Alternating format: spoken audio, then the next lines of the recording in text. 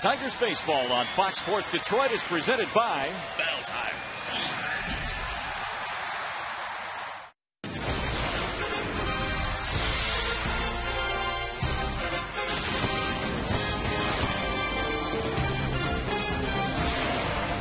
The Tigers' Austin Jackson hopes to become a perennial all-star. Hitting .308 in his rookie season, he is off to a really good start. The Seattle Mariners, meanwhile, have one of the top leadoff hitters in the game. That's Ichiro Suzuki, and he's a 9-time All-Star. These two leadoff men will meet here tonight at Comerica Park in downtown Detroit. As we get you ready for baseball tonight, it is Game 1 in this 3-game series featuring the Detroit Tigers and the Seattle Mariners.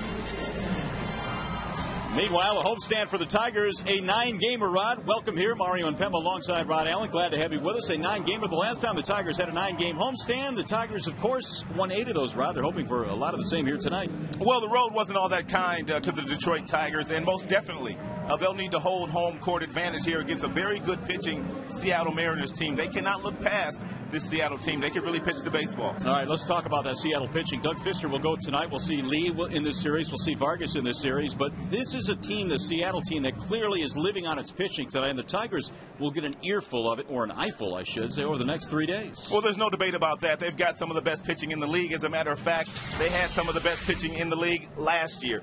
9-4. This is since June 16th.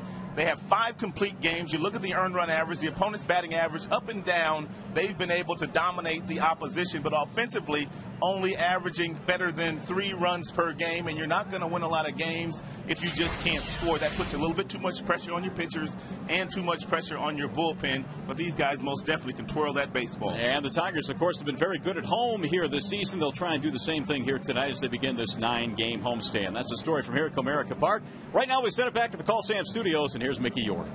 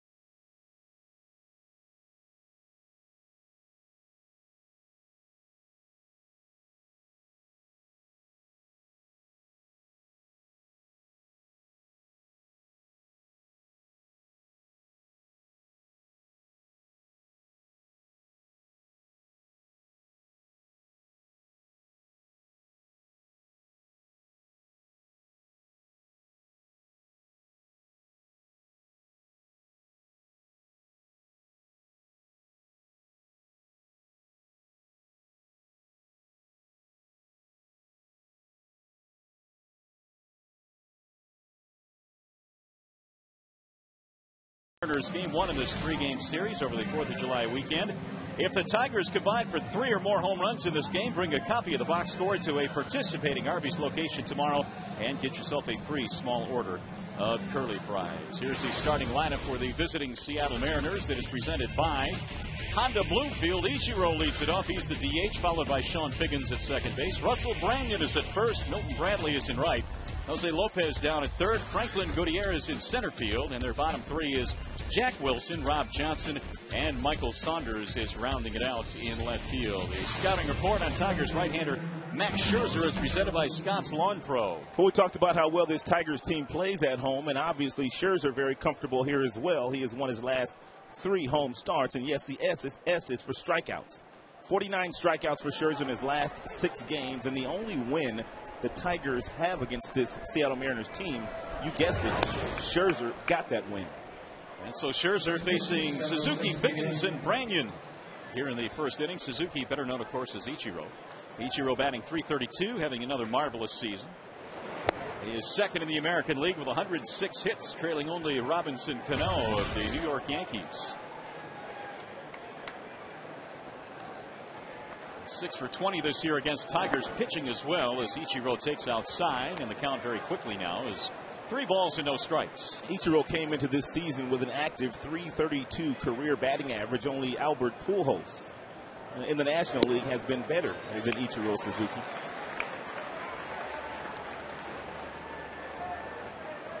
Three balls, 1 strikeout Ichiro. And Scherzer has one fouled away. 3-2 now on Ichiro. Got a little help there from Ichiro. That would have been ball 4. And the one thing you cannot afford to do with at least the first 2 hitters in this lineup, you want to make these guys hit to get on. You don't want to give them free passes because it usually turns into a double. Bouncing ball hit slowly towards second base. Guillen has to hurry, and he got it by a step. Let's take a look at the rest of the Tigers defensively. Of course, as always, presented by Beaumont Hospital. Bosch in left, Jackson in center, Ordonez is in right. Inge is at third, Santiago at short. You know where Guillen's playing. Don Kelly was a late addition to tonight's starting lineup. Miguel Cabrera was scratched with, I guess, some lower back issues. Not serious. He's day-to-day. And Avila is behind the dish tonight, putting down the signs for Max Scherzer. Carlos made a nice play there. Had to rush with the leadoff man Ichiro and his terrific speed. So 1 gone. Here is Sean Figgins, the number 2 hitter for Seattle. Ball 1 to Figgins, who this year is batting .229, has faced Scherzer 5 times, and is 0 for 5 against him. This much we do know about Figgins. Even though the batting average is very low, he usually sees quite a few pitches when standing in that batter's box. Flare to left field, and Bosch coming over, staring into the sun. 2 gone.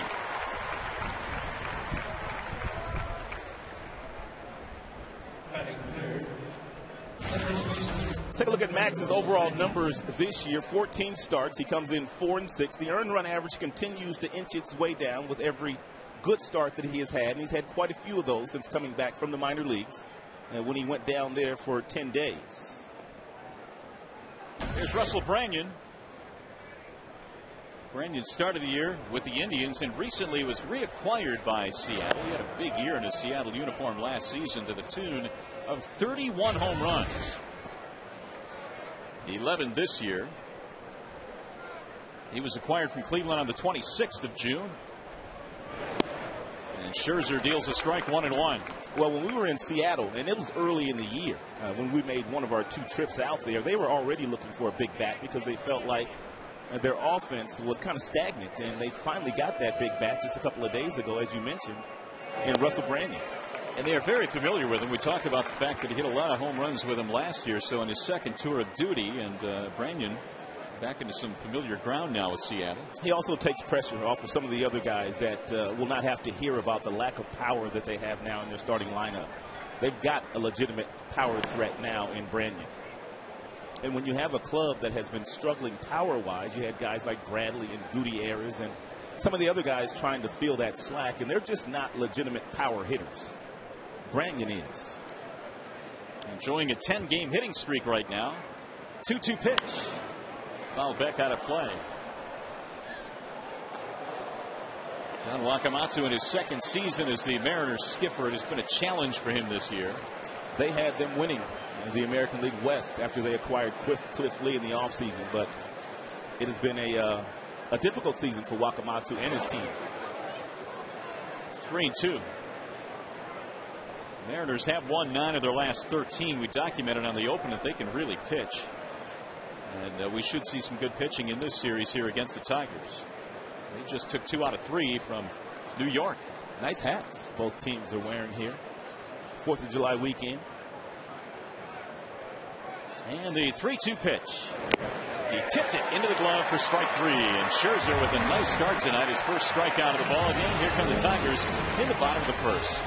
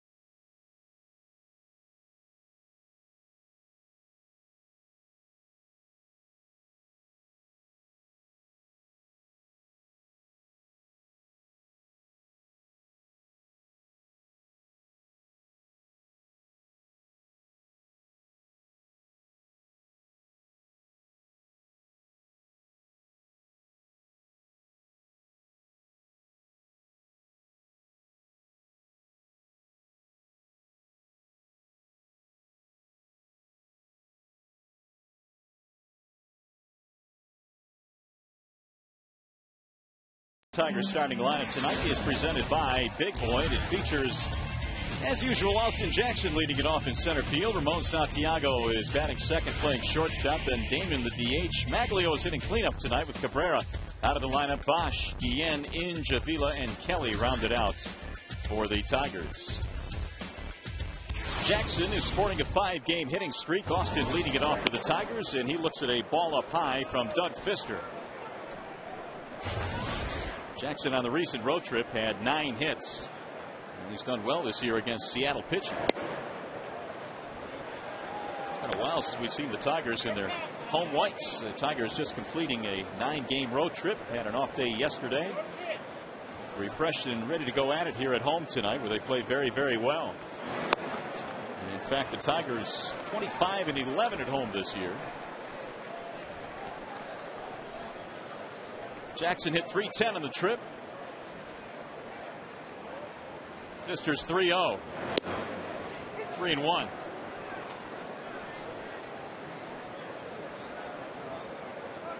Jackson with 17 RBIs. His lone home run is the one he hit in Texas a lot earlier this year. There's another strike. Jackson thought he had a walk. Fister is a very slender 6 feet 8 inches tall. Here's the 3-2 pitch.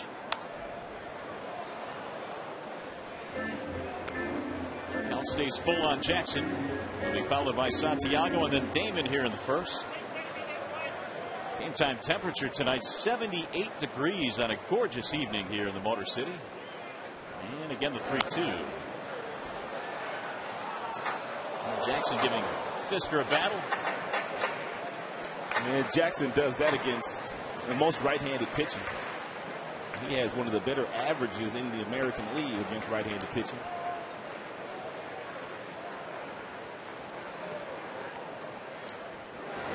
Bouncing ball left side at third base. Lopez. Jackson is gone, 1 away. Well, the Bernstein Advantage brings you the scouting report on Doug Fister. Get the Bernstein Advantage. We go to bat for you. Well, if your name is not Lee or Hernandez and you pitch for the Seattle Mariners, you're going to fly under the radar, and that's the case with Fister. He comes in 3-2 with an outstanding earned run average of 2.81. Now, you brought up the fact that he's tall and slender, and because he is 6 feet 8, he throws from a difficult arm slot and throws straight downhill, which presents problems for the opposing hitters. He was also shut down for a while. About 25 games they shut him down with, which is most rookies get shut down. A little shoulder fatigue, but I think they're more watching his innings than anything this year. Santiago batting in the 2 slot. Fister not a hard thrower, anywhere from 88 to 92 when he really wants to get up that high, but he has real good sink on his fastball, has an outstanding changeup, curve, and a slider, and just kind of knows how to pitch. Fister has allowed only a little over 9 base runners per 9 innings. He's done a great job of keeping the opponent off the bases. In fact, he's not walked a batter to lead off an inning this year. Only 11 total walks coming in 73 innings for Fister. Santiago pops that one up. Left side of the infield. To the grass goes Wilson. And there are 2 gone. You take a look at Fister's innings. He's already at 73 2/3, and that's because usually every time he goes out there, it was a quality start. 6 innings or more. But as I mentioned, they shut him down for just a little bit with the shoulder fatigue, and also skip him a couple of times to make sure that he does not overthrow the remainder of the year. Johnny Damon batting in the 3 slot. Tigers had to do some shuffling in their lineup. Maglio is down to 4, with Cabrera getting the night off. 1 ball and 1 strike. Cabrera is day-to-day with his lower back issues. Nothing serious. Was originally in the starting lineup tonight, so Maglio is batting cleanup this evening. I believe those are the only days that Cabrera has missed this year, other than when he went home for the birth of his 2nd child. I think you're right. And if there's one thing Jim Leland can count on, it's writing Cabrera's name in the lineup every single night. For the most part, he's done that. And he also knows by writing it in, at the end of the day, he's going to get a .320 batting average with 30 home runs and probably 125 ribbies driven in too. You can write that down in spring training. It's a nice luxury to have.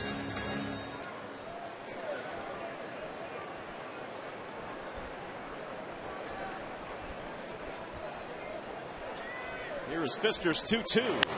Slap toward left field, slicing, foul.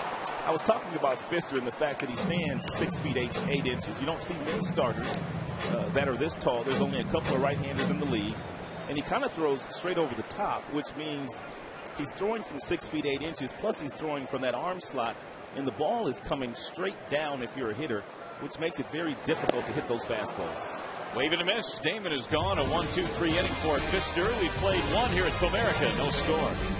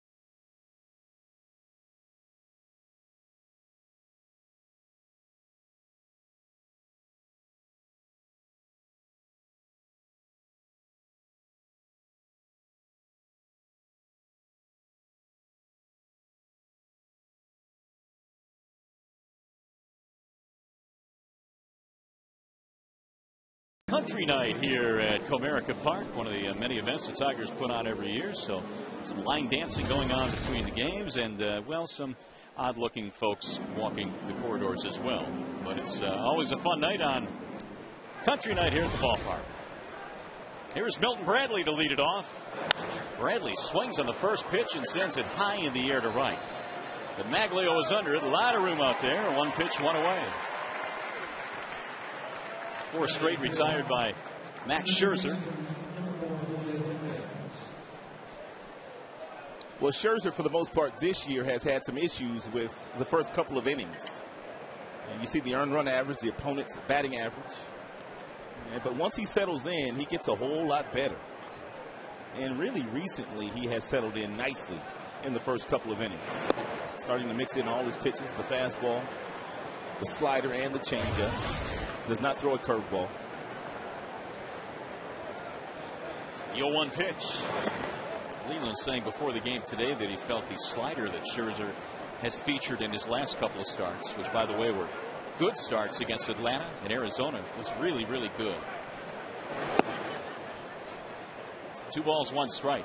You got to be careful here with Lopez. I know the batting average reads 242, but he's been sizzling hot lately for them. He has gained about 50 points in his average the last couple of weeks. Lopez has hit safely in 15 of his last 17 games, and his average in that 240 range, but he has a little pop. He's been a doubles machine in his career for Seattle. And he bounces this one to third right at Brandon Inge. 5 up, 5 down against Scherzer. 2 gone for Franklin Gutierrez. Last time we saw the Seattle Mariners team, Franklin Gutierrez was batting 3rd in their batting order. That's how hot he was at the time. 7 home runs, 34 RBIs, which is still a team high for them.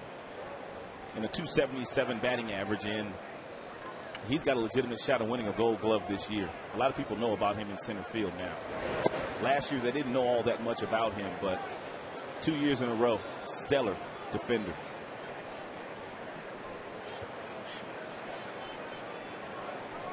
.277 average for Gutierrez. 2 balls and no strikes, and these are a couple of guys in Bradley and Gutierrez that have done really well against Tigers pitching. Franklin at .526.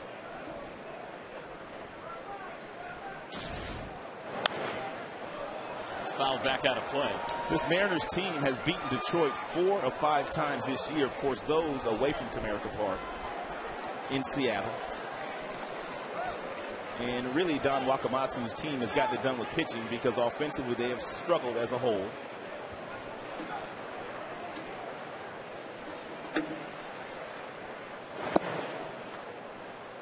Three and 1.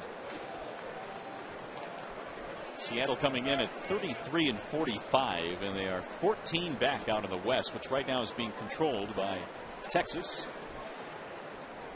3-1 pitch. High and deep left field, hit well. Bosch going to the track, to the wall, and he'll watch this one go. It's gone, a home run for Franklin Gutierrez, his 8th of the year. And a 2-out solo shot gives Seattle a 1-0 lead. Well, 3-1 with the bat quickness that Gutierrez has, you're not going to throw the fastball by him, which means you've got to locate it. And Scherzer did not locate this fastball very well. It was right down the middle at about 94 miles an hour, and Gutierrez didn't miss it. And when Scherzer's going well, his ball has movement on it, and that one had no movement on it.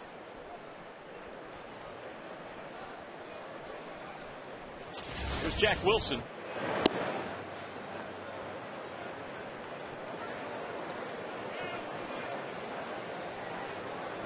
Gutierrez, who came in over 500 against the Tigers, tacking out a few more points. Here's a strike called, 1-1. Scherzer now has allowed 13 home runs this year. That is the highest total on the Tigers staff. The 1-1 offering. Down the left field line. That's going to be a foul ball. Just barely foul. 1-2.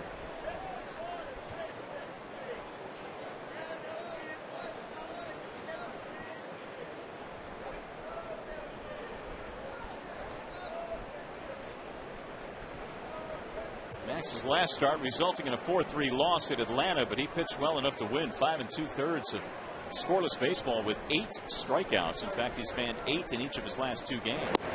And there's a strike call, and it is Gavin Wilson. That's his second of this game. They get a run on the Gutierrez home run, and you're watching Tigers baseball presented by Bell Tire.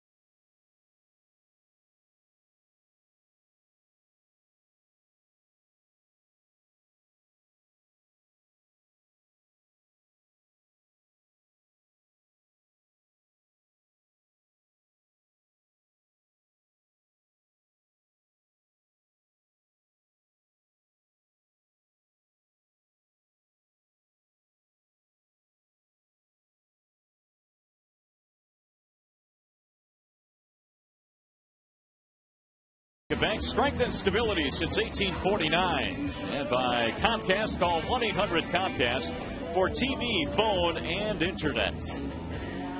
A lot of country music filling the ballpark here tonight on Country Night at Comerica Park. And the Tigers coming to the plate now in the bottom of the second, down by a run on the home run by Franklin Gutierrez. Here's Maglio. Ordonez batting at .314 coming in. He's followed by Bosch and then Guillen.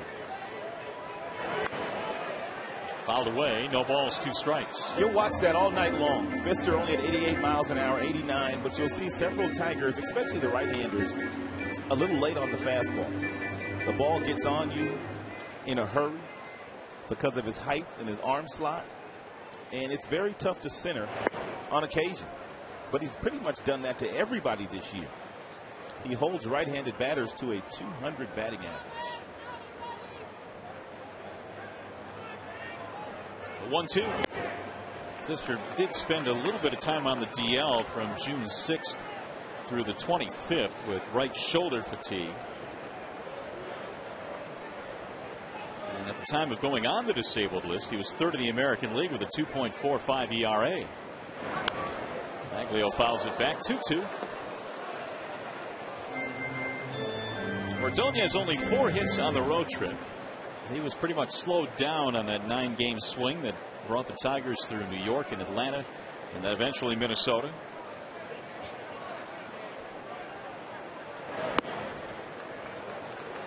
But Ordonez over the years, as he has done to many teams, has had a lot of success against Seattle. 14 career home runs and nearly a .300 average. And a strike call, and Pfister strikes him out looking, his second strikeout of the game.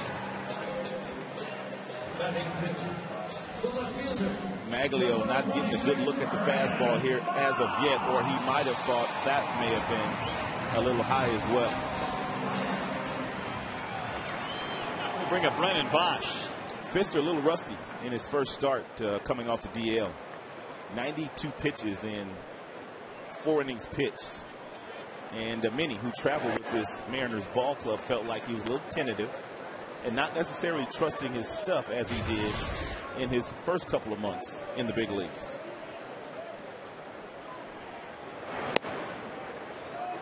Two and 0 the count.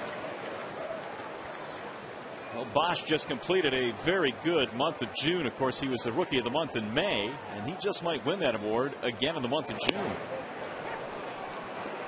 if it wasn't for Josh Hamilton in Texas, he'd have a legitimate shot at winning the Player of the Month award in the big leagues.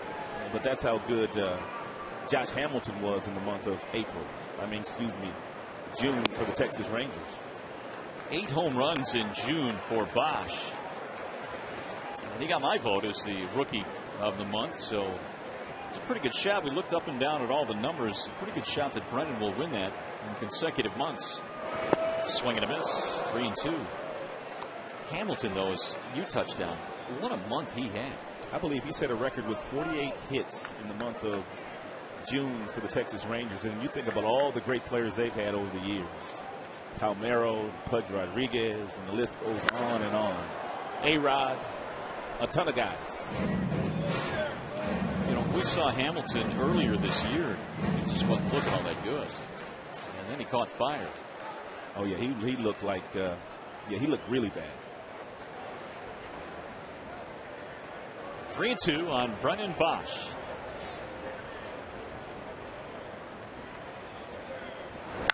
And he rifles one into right field. Base hit. Tigers have their first hit against Fisker. I was talking to Ty Van Berkeley, my buddy. He's the bench coach for Don Wakamatsu. We also played together in Japan for a season, and he was raving about Brennan Bosch before the game. So he's been watching him on film and absolutely loves his swing. But we've pretty much heard that about Brennan Bosch all across the league. It's funny when you see teams now for the first time after Bosch has come up, and it's been obviously over a month now, 2 months, but they still all want to talk about, tell me about this Bosch kid. Apparently he's pretty good. And yes, he is.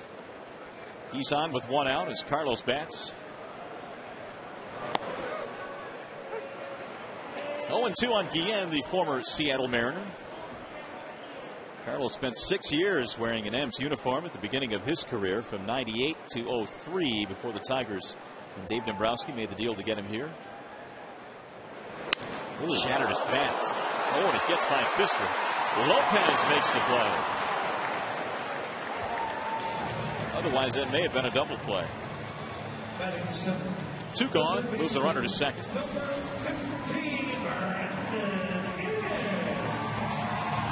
And Fisker got all in the kitchen. And there, Carlos Guillen. Carlos tried to check his swing, and he couldn't check it.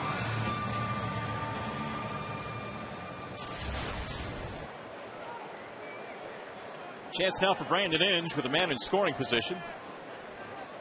Brandon was out taking some early batting practice before the game today. Maybe he's figured out a few things. He had a slow road trip, and apparently which led to him taking some extra swings this afternoon. Jim Leland was watching him. Lloyd McClendon was watching. And he was getting lots of instruction, too. Well, the average at 252. That's not bad for Brandon. He was 0 for his last 11, so he has been scuffling, but it kind of goes to show you the little bit of a hot spring he was on because he got it up to the mid-260s. I don't know exactly what his career numbers are, but 250 is pretty much where he's been his career. With some power, of course, and an outstanding third baseman, and just a good baseball player.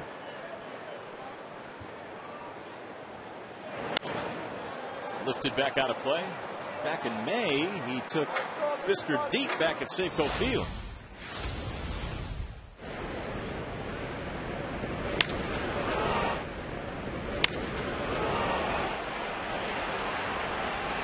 You got to hit it out of Safeco, too. It is not a hitter-friendly ballpark. 1-2 on Inge. They'll get back into the seats. They have 3 outfielders that can throw. Saunders in left can throw. Gutierrez in center field has a very good arm. And Milton Bradley is a center fielder by trade and still has a good throwing arm. Ichiro is the DH tonight.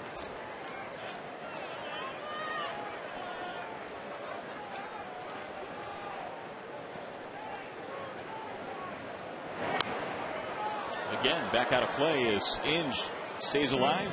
Brandon, one of the few Tigers that visibly chokes up with 2 strikes.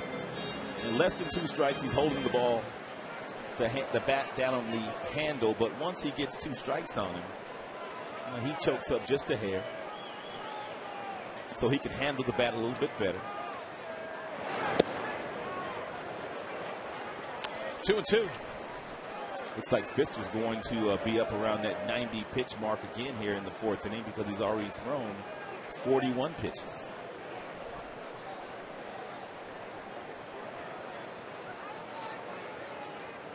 This after a 1-2-3 first, but he threw a lot of pitches to Jackson. That might be an infield hit. Fister's off balance throw, not in time, and Inge breaks an 0 for 11 with an infield single. The Tigers now have 2 men aboard.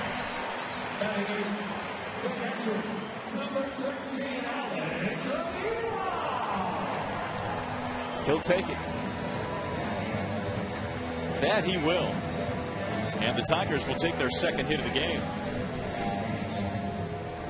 Fister had little chance. Made the throw anyway, bounced it in. It's going to bring up Avila. Bosch at 3rd, Inge at 1st. Avila batting .303 in his last 23 games. Jim Leyland continues to find playing time for both Avila and Gerald Laird behind the dish. Ball 1.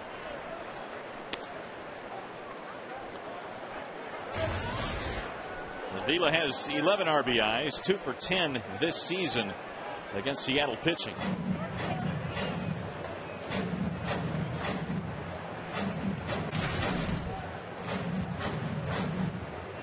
Now this game is available in crystal clear high definition on Fox Sports Detroit HD, sponsored by Comcast.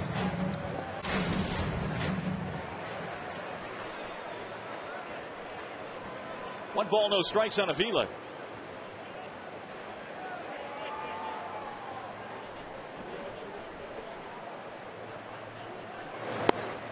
Now make it 2-0, and the pitch count continues to climb for Fister. Now Alex should get himself a really good fastball to hit right here. And if he does get that fastball, it does not have to be right down the middle.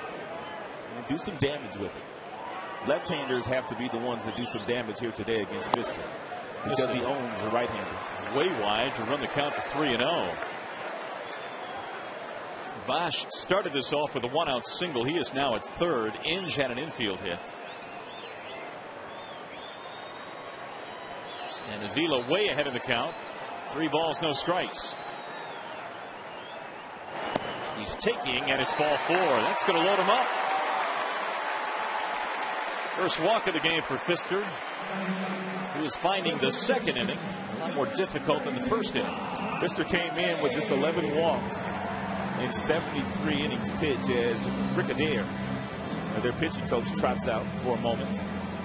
And by walking just 11, that is 1.34 walks per 9 innings, which ranked 3rd in the American League. So he's been somewhat of a control freak this year. I mentioned Fister was on the DL with some shoulder fatigue. He made only 1 rehab start. Many times clubs will keep a guy down for a couple of starts, but only 1 for Fister, and he was deemed ready to go. He went 4 innings in his rehab start, giving up a couple of runs. But he's given up 9 runs in each of his last, or total I should say, in his last 2 starts against Minnesota and Milwaukee. And he's on the bubble here with the Tigers having the bases loaded for Don Kelly. And he drives the first pitch into the gap in left center field. That ball is trouble. That ball is down up against the wall and over. It's a ground rule double for Don Kelly. And that will get 2 runs in. Avila will be sent back to 3rd base, and the Tigers have taken the lead. Outstanding job by Kelly. After Rick Adair, the pitching coach, made a visit to Fister, and Fister has struggled with his command in this inning. If you're Kelly, you know beyond a shadow of a doubt you're going to get a fastball, and he didn't miss it, and he found the gap in left center field and able to drive in 2, and he would have driven in 3 had it not bounced out of here. Don Kelly safe at 2nd base with a double. Safe and secure, New York life. Austin Jackson rips one right back up the middle into center field. That'll get 2 more runs in. Jackson with a clutch 2-out single, and the Tigers lead it 4-1.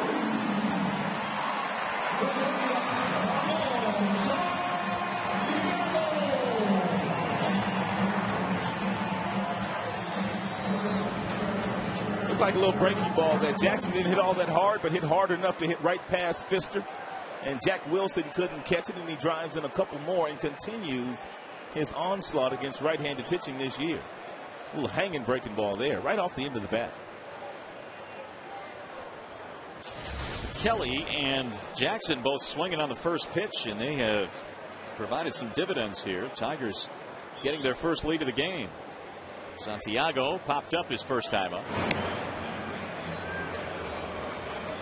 Jackson will draw some attention with his 13 steals in 16 tries.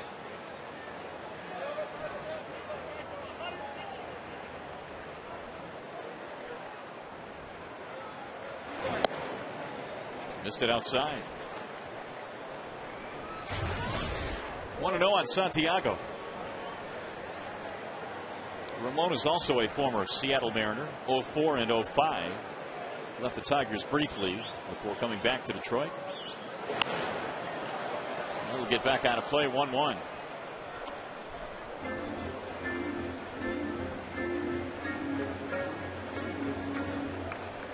So Pfister now through 2 innings, actually not even through 2, has thrown 50 pitches. Well, it's a good thing their bullpen's in good shape, which it is.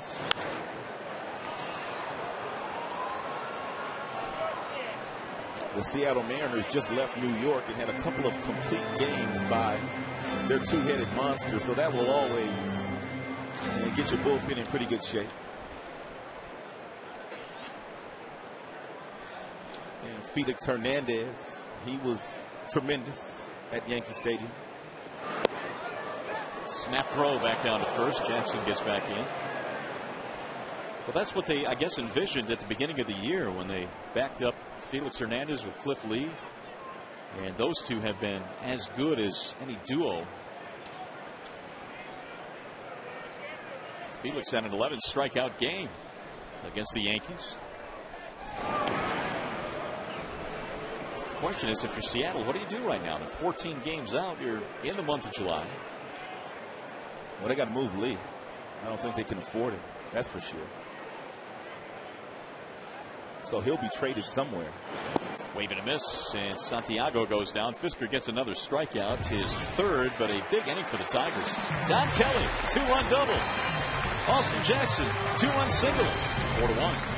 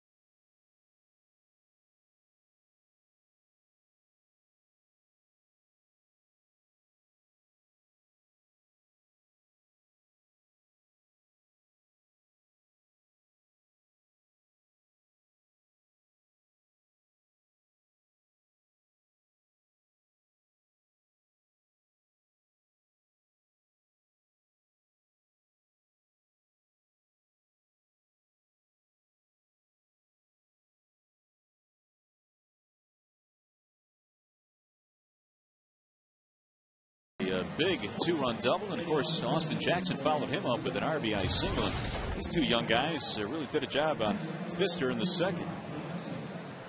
Don't forget about Alex Avila, who walked to load the bases in the second inning.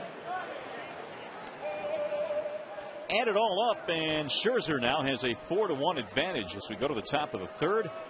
Rob Johnson will lead it off for Seattle. It'll be Johnson, Saunders, and then Ichiro.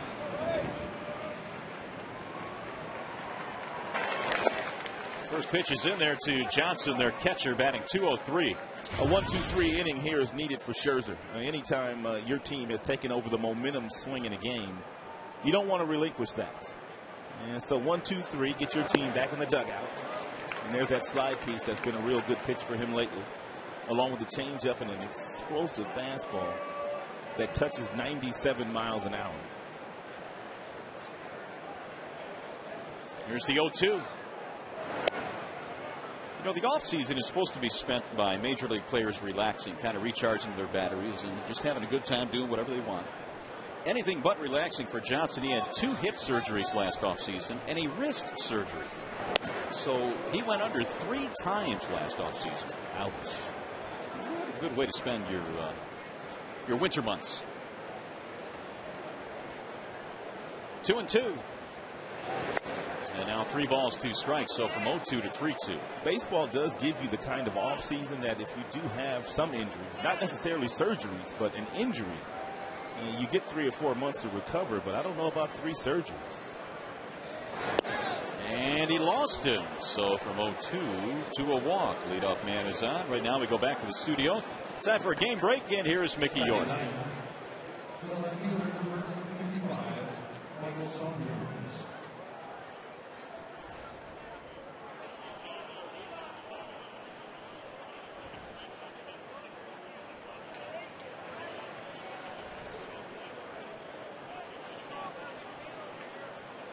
All right, Mickey, thank you. Boy, those Boston Red Sox continue to play well despite all the injuries they've had.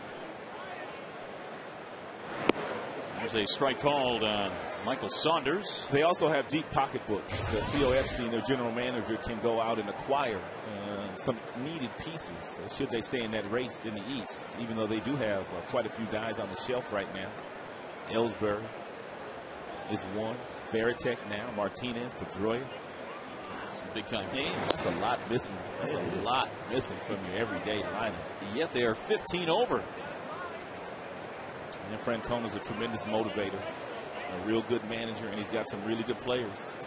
And it also gives you an idea. Teams that spend $200 million a year, their benches are usually pretty deep. Runner bluffing and a check swing strike. Their role players could probably be starters on most teams.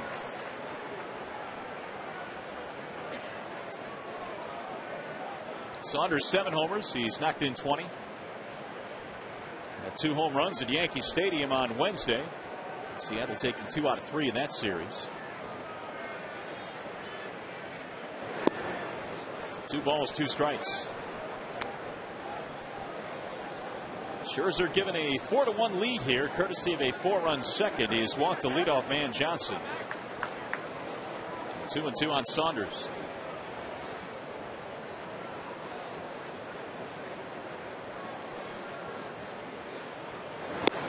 Wave and a miss. Scherzer picks up a strikeout. 3 of them now for Max. Hey fans, the 4th of July weekend continues into Monday as the Tigers take on the Baltimore Orioles at 1:05. It's a very special Kids Day celebration featuring free rides and carousel and Ferris wheel, face painting, post-game kids run the bases. The perfect way to wrap up your holiday weekend. Get your tickets by calling 866-66-TIGER or online at tigers.com. Or you can simply just come to the box office here at Comerica Park. Yeah, whichever way is easiest. Don't forget, even though it's a Monday game, it is a 1:05 game. So bring the kids to the ballpark. Here's Ichiro. He slaps one on the ground to second base. Guillen flips to second one. Here comes the relay. It's late. Ichiro is aboard on the fielder's choice. He will hit into a double play every now and then, but it has to be an absolute bullet because he's running out of the batter's box usually when he makes contact with the baseball. He's already got 1 step headed down that first base line, and he's just cruising. Ichiro, believe it or not, has hit him to 2 this year. He must have hit a couple of bullets. He had to. So he's on now with 2 outs. Here's Sean Figgins, who flied out back in the first inning. And now 0 for 6 career against Scherzer. Sean last year as a member of the Angels led the American League with over 100 walks. And this year he has 44, which is the 10th highest total in the American League. So he's top 10 in that category. And Sean, just like Lopez, you look at his numbers, the batting average is very, very low by their standards. But he himself has picked it up lately for Don Wakamatsu. Don Wakamatsu put him in that 9th spot in the batting order for a few days, and Figgins wasn't all that happy about it. And he just wasn't happy about it. And he spent a couple of days down there batting ninth. He got a few hits. And then Wakamatsu put him back in that number 2 spot. And he's playing more like Sean Figgins these days, stealing lots of bases.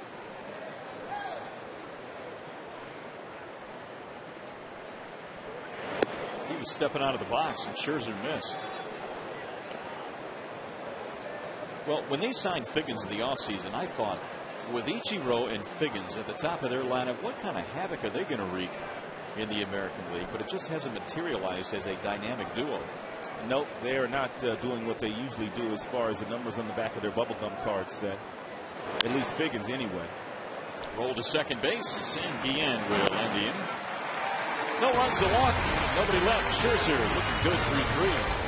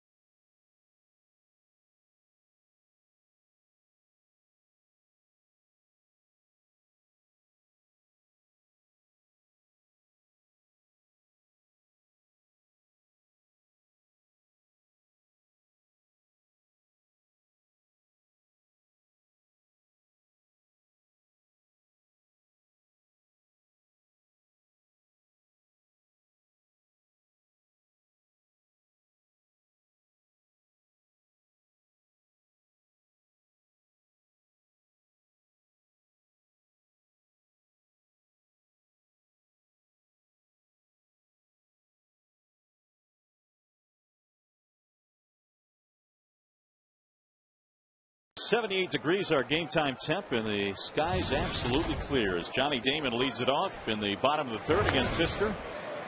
Tigers 4 runs, 4 hits. Seattle 1 run, 1 hit. Damon in the ball game is 0 for 1. In fact, he is a strikeout victim, one of the 3 that Fisker has recorded in this game. Johnny hits that one foul.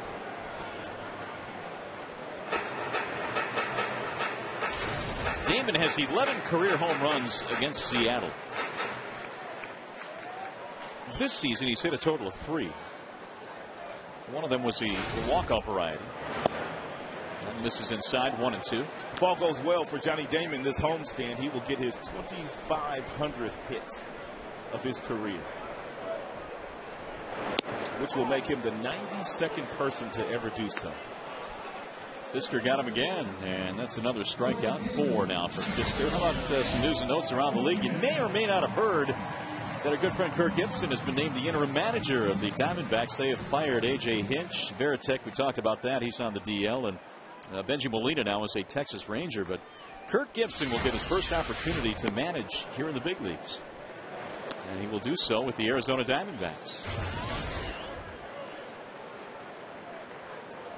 Here's Ordonez.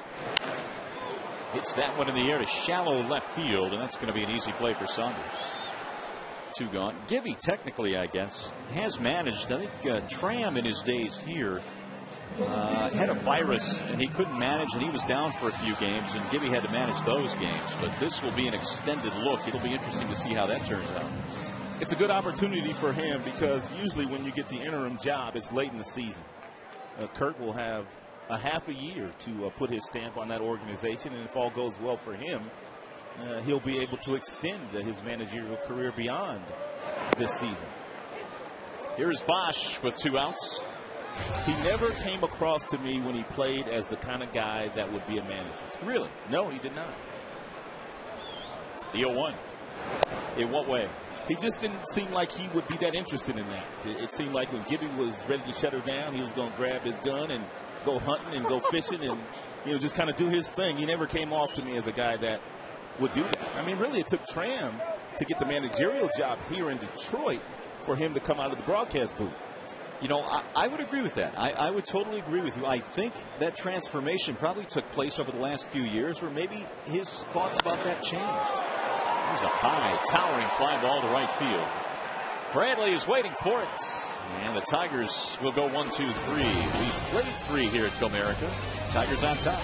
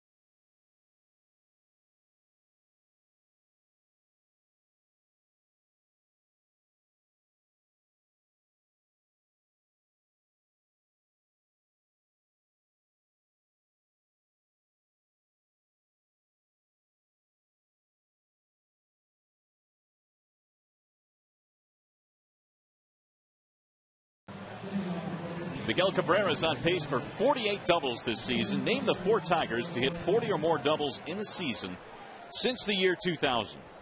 There have been 4 of them. Cabrera is likely to join that list this year. And so we'll give you some time to chew on that, bring you the answer a little bit later on. In the meantime, we go to the 4th inning on a beautiful night for baseball here in Detroit. And the Tigers ahead 4-1. Russell Branyan leads it off against Max Scherzer. Branyan, then Bradley, then Lopez. Yeah, you brought up the fact that Branyan last year hit 31 home runs and drove in 76 runs for the Seattle Mariners, but they did not offer him a contract, at least one of the length that he was wanting in the offseason, and he eventually signed with the Cleveland Indians. I guess he had some back issues down the stretch, and they just didn't feel all that comfortable pouring a whole lot of money into Russell Branyan, but I guess you can always come back home again because Jack Zarincic, their general manager, didn't hesitate when reacquiring big, strong Branyan. Here's the 1-1 pitch. Line to left field, charging is Bosch, and he'll play it on one hop. Looked like he was going to get there, but it's a leadoff single for Branyan. As a matter of fact, before last season, when they initially signed Branyan, Jack Zarincic called him in the offseason and said, "I'd like to give you 500 at-bats." There's Jack, their general manager, in the fuchsia shirt, I guess I should say. And he told Branyan, "You've never had a chance to play every day. I'm going to give you a chance to play every day. I'm going to give you 500 at-bats." And he got those 500 at-bats, and he did very well with them. Bradley takes ball 1. Well, when we saw Seattle, and I think it was late May the last time we saw them at Safeco, you could clearly tell that it was a team in desperate need of some power. I mean, desperate need of some power, and Branyan will provide that. And then when you have everyone talking about the fact that your team lacks power, and everybody points out the fact that you being one of the reasons why your team not hitting for power, a lot of guys try to do too much. And by reacquiring Branyan now, several guys have just kind of slotted into their roles and are doing a very good job, and Bradley would be one of those guys. Bradley had a very nice series in New York against the Yankees. The 1-1. Now, is Jack Zarincic's shirt actually fuchsia or is it magenta? I don't know. It looks fuchsia to me. I don't know the difference, to be honest with you. But there it is.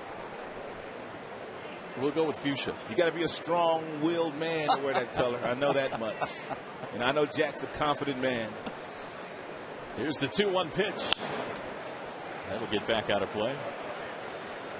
2 balls, 2 strikes. He's an old school GM too. He likes to sit in the seats. And you can tell he comes from a scouting background. He wants to sit down there real close to the action. He got his start as a scout and then a scouting director before getting his job as a GM. So he likes to sit in the seats. Blackberry in hand.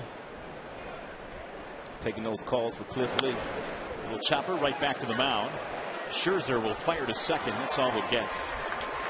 Bradley is aboard in the fielder's choice. Can you imagine how much his phone's going to be ringing here over the next couple of weeks? No, I can't. I wonder if he shuts it off and he goes to bed. I wouldn't. That might be the big call. You could probably say the same thing for most GMs, but you're right. But no more than him. He has a difference maker. He has a guy that if you have a good team and you add this guy with what he can do, you're an automatic World Series possible champion. That's how good Cliff Lee is. I saw some numbers. Cliff Lee walked 2 batters in the entire month of June. Dude, he has more wins than walks. Amazing. There's a bouncing ball to short. There's 1. Here's the relay. There's 2. It's a double play. 6-4-3. Scherzer looking strong through 4.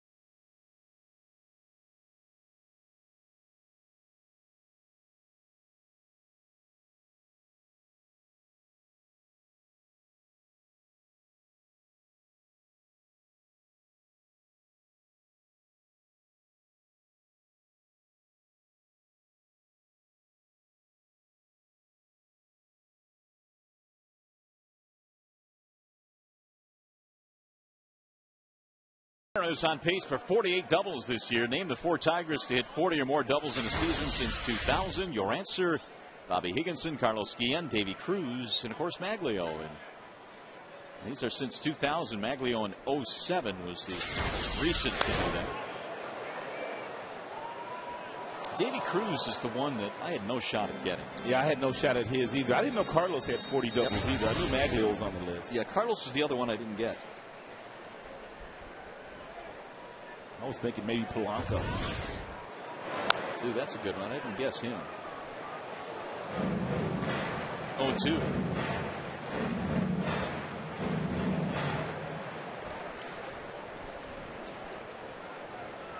It'll be Guillen, Inge, and Avila here in the 4th inning. 4-1, Tigers lead. Pfister had a quick third. He really needed that because in the first 2 innings, he really struggled. One thing is for sure, the Tigers did not have many leads on the completed 9-game road trip through New York, Atlanta, and Minnesota.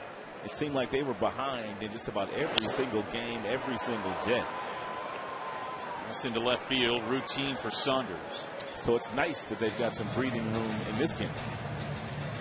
Yeah, the first inning wasn't really kind to them on the road trip. And it seemed like they were behind every night. Saw some good leadoff hitters. Jose Reyes in New York.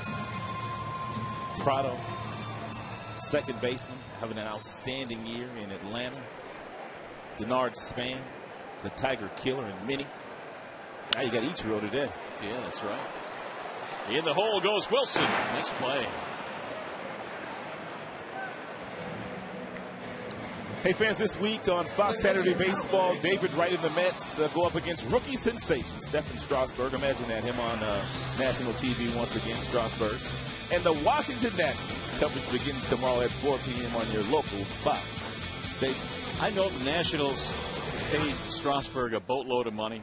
They're getting it all back, man. He's been on national TV every single start this year. It's good to see Old Glory here at the ballpark on 4th of July weekend. Looking strong. There's a bouncer to first base, foul ball.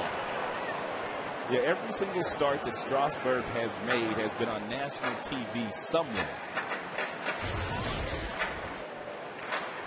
Avila walked and scored a run back in the second.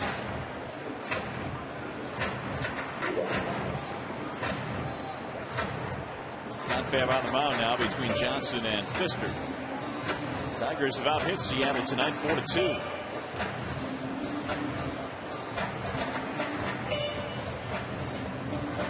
Fisker pitched some of his college ball at Fresno State. Played 2 years of junior college baseball at Merced Junior College.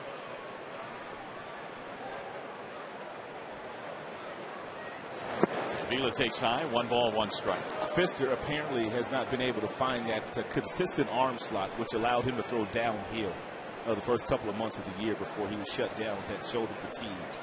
Everything, as far as the fastballs are concerned, has been up in the strike zone here today.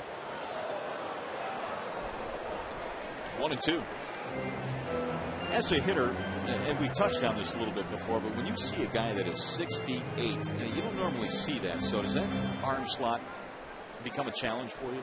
Well, because he's throwing downhill, it does become a problem for you, and that's why so many guys have been late here today on fastballs that are about 80 miles an hour. You just don't see the ball all that well from the arm slot that he throws from. And that's his deception, his height. He also has a legitimate swing and miss changeup. He's got a great changeup. The 2-2. Ooh, he thought he had strike 3. He was headed back to the dugout. A little swing back fastball. Looked like it might have been a strike, too. Dana Demuth is behind home plate here today. Borderline. He must have said it was high because it split the plate. Good swing by Vela back to the screen. 3-2 the count stays. Alex had maybe one of the most important bats in that at-bats in that 4-run second. He walked with 2 outs to load the bases, and that set up Kelly's double and Jackson's single. Avila, 300 batter here at Comerica Park. And he's picked up another walk, his second of the game. So both of Fisker's walks here tonight have come against the number 8 hitter. That's going to bring up Don Kelly.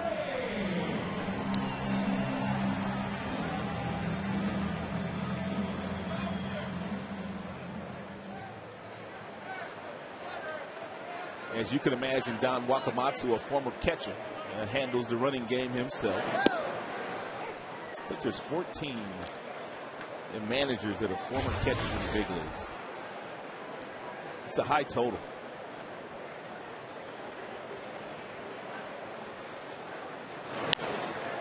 In the air, shallow left.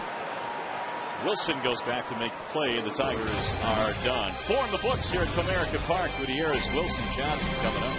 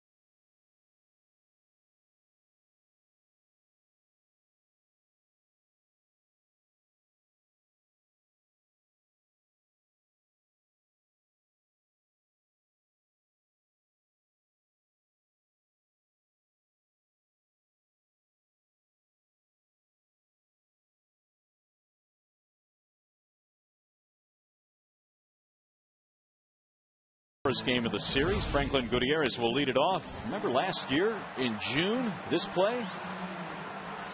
Gutierrez almost made a great play and got acquainted with the scoreboard out there. We talk about how far this guy can run and the kind of real estate that he can cover, but that wall ain't moving. Oh.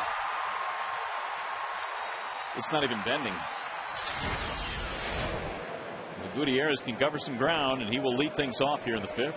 A couple of center fielders in the ballpark today. If the ball stays up and it doesn't go over the wall in center field, they're going to catch it. Gutierrez also has tremendous bat speed. He can clobber a fastball.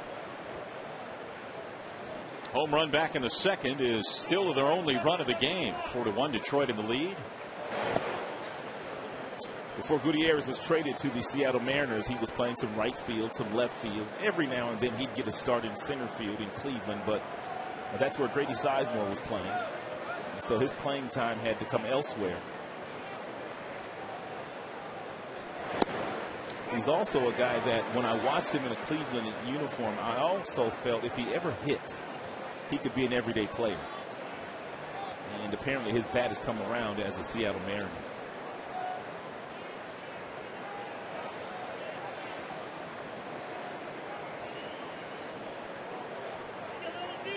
One ball, two strikes on Franklin. Wave and a miss. Scherzer picks up another strikeout. That'll be number 4. Scherzer not afraid to throw his changeup to right-handed batters. And he's got a couple of different changeups. He's got one that he throws with 2 strikes. That sounds like a fork ball. Now that's it right here. Just kind of just tumbles and goes straight down. And then he has another one that he throws that kind of fades in on the right-handers. And at replay courtesy of Lincoln Merker. And it was an Exmo. Slow motion.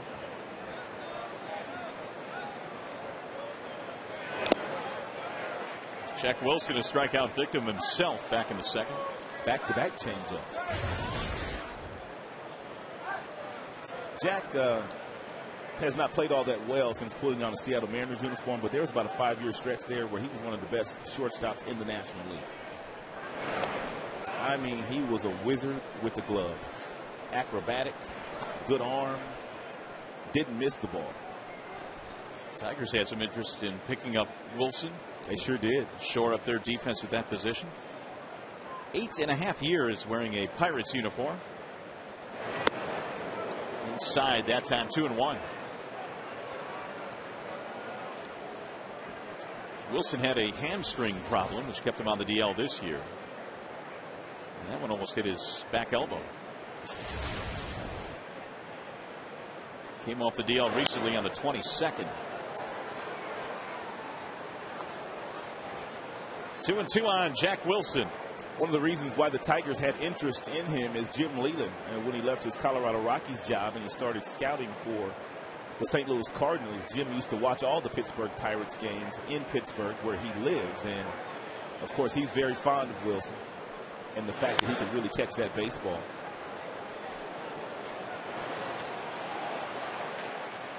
Wilson came over in July of last year to Seattle. Ian Snell was involved in that deal as well. .262 this year coming into play in limited at bats.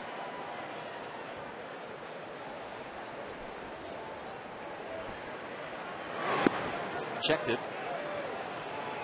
You know, something else this Seattle team felt like they'd be a whole lot better at this year, and that's defensively. With Wilson at short, Gutierrez in center, LaRoche at first base. They switch Figgins from third to second.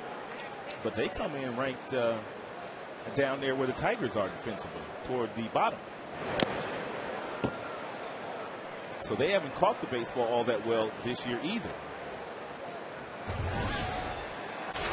Scherzer, meanwhile, his pitch speeds in this at bat as high as 96 miles an hour for Max. Trying to take care of Wilson here on a 3-2 pitch. Here it comes. Rolled foul. We're talking about how Wilson struggled when he came over in the trade. He batted only .224 after that trade from Pittsburgh. It was last year when he hit .267 with the Pirates and then came to Seattle and struggled offensively. He is nearly a .270 career hitter in the big leagues. Again, the 3-2. In the air to center. Jackson a couple of steps to his left. Scherzer has done a really nice job of shaking off that home run by Gutierrez. He's allowed just one hit since. He has won his last 3 starts here at Comerica Park, so obviously he is very comfortable pitching in this yard. And coming into play, 49 strikeouts for Scherzer in the last 6 games. At times, he could be dominant.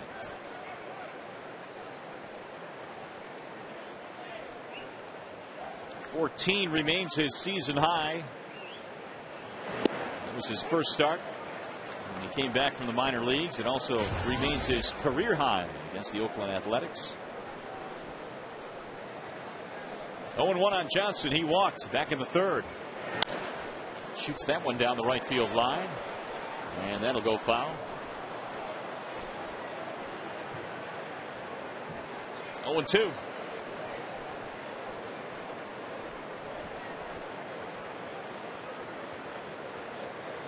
That was the 70th pitch that Scherzer has thrown.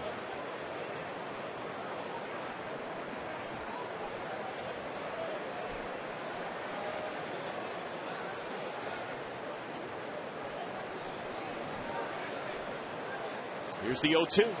Swing and a miss, and Scherzer picks up his 5th strikeout of the game. 1, 2, 3 to go. Tigers baseball on Fox Sports Detroit, presented by Bell Tire.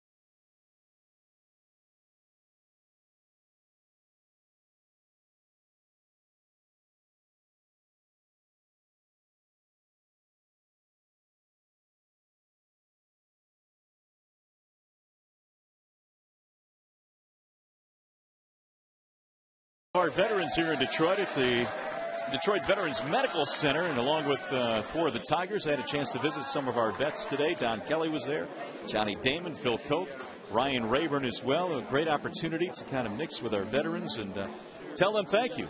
They were excited to have us, and we were certainly excited to be there. There's also a Wii contest in that little get-together today. And Don Kelly, I'm pleased to report, hit 7 home runs in 10 swings, and he won the Wii championship today. Did he? Yeah. He was red hot. He brought that into the game with him tonight, too. Yeah, that's true. It is Jackson leading it off here in the bottom of the 5th inning. There's Don Kelly. Rayburn hit a few, and Damon hit a few. Phil Koch hit 1. That's it. It is bunted toward 3rd, and they're going to let it roll, and it will go foul. Good idea. Real good idea. And Jackson is starting to understand when to bunt and which way to bunt. With a right-hander on the mound falling off down toward the left, the first base side, as you see here. It's very difficult for him to get to that ball. Had it been bunted a little softer, it wouldn't have gone foul, and he'd have got a base hit there.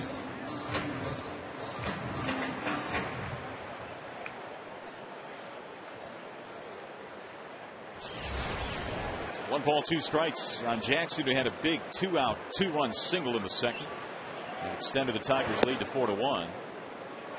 Fisker tried to nip him inside, couldn't do it. 2 balls, 2 strikes.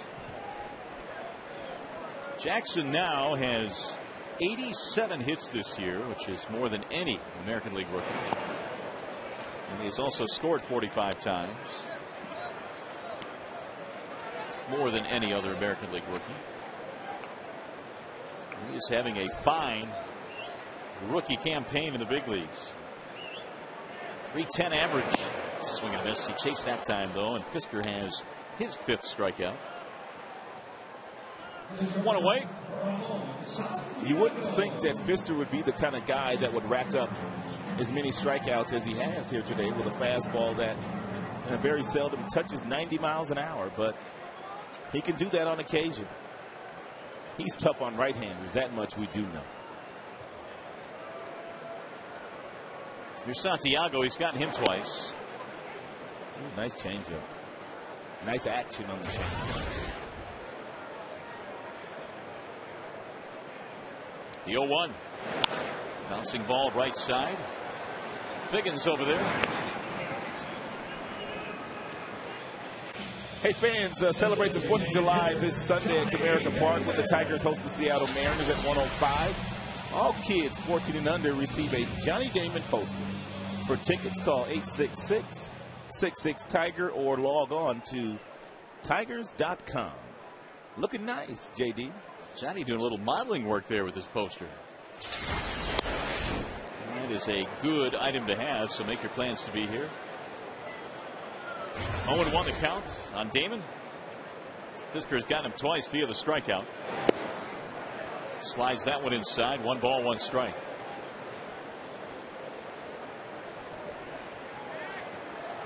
Fisker has been able to bring his pitch count into a little bit better shape after throwing quite a few in the first 2 innings.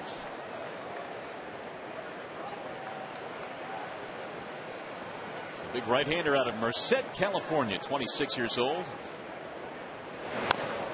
Rolled foul. 2-2 on Damon. Well, Rick Adair, their pitching coach, felt like he probably was a little tentative in his last start, which was his first start after spending some time on the disabled list with shoulder fatigue. Fisker threw 92 pitches in 4 innings, his first outing off the DL, and that's not him. This guy's a strike thrower and doesn't walk many people, so there was a little bit of concern, and they just wanted Fisker to go back to being himself. Attack the strike zone and trust your stuff. Here's the 3-2 pitch. Damon pops it up, heading back to the seats. Johnson runs out of room. Full count remains on Damon. First of 3 between these 2 clubs. Verlander and Vargas tomorrow.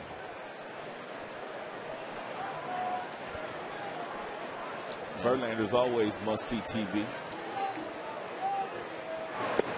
Missed it inside. Damon has a walk.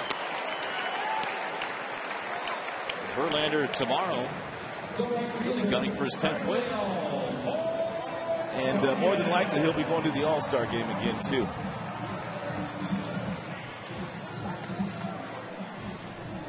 It'll be Bonderman and Cliff Lee on Sunday. Here's Maglio.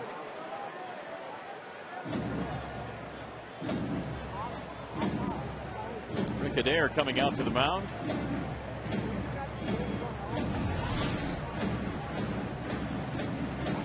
He has to look up to speak to Fisker, who stands 6'8". Ordonez in this one is 0 for 2. Strikeout and a fly ball.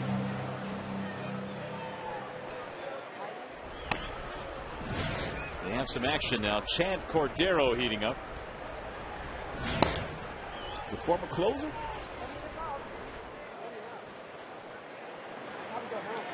It's been a while since we've seen Cordero. He was closing out games for the Washington Nationals. Now he's pitching in middle relief in the Seattle Mariners bullpen, so that gives you an idea how much depth they have. 2-0 on Ordonez.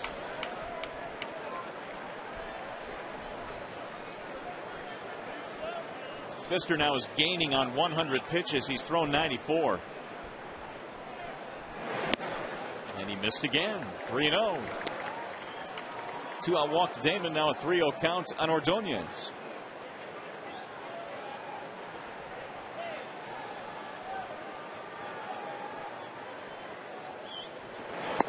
There's a strike call. 3-1. He has gone to 3 balls on 8 different hitters here today. It's tough to win when you go 3 balls on that many hitters, because this is a real good count to hit in. 3 balls, 1 strike. Right back up the middle off Pfister. They're not going to have a play, and everybody is safe. It's the second time Pfister has gotten in the way.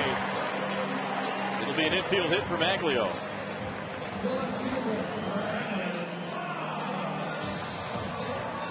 And they're going to take a look at Pfister to make sure he's all right. Looked like he got him in the left calf.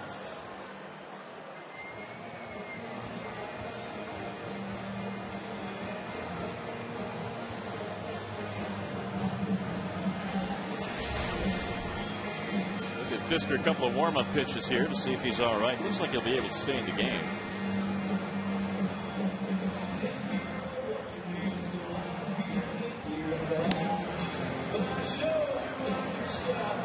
As he warms up, we'll remind you as soon as the game ends, our coverage continues with Tigers Live. Hear from manager Jim Leland and the players. Plus, we'll break down the game and show you all the highlights. Tigers Live from the Call Sam Studios immediately after the game, right here on Fox Sports Detroit. 4-1 Tigers in this one behind the pitching of Max Scherzer here this evening. And a couple of timely hits in the second frame. Tigers trying to have the hit total and the run total now here in the 5th inning. Brendan Bosch is 1 for 2.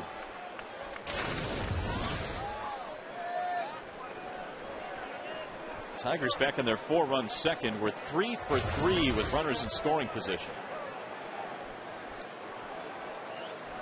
Let's see if Bosch can add to the lead. It'll go foul.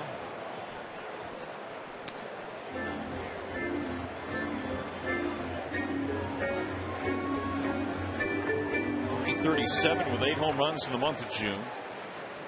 Bosch in his first 56 major league games has knocked in 45 runs.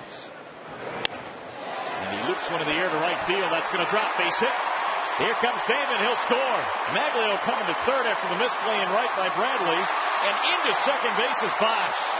Make that 46 driven in.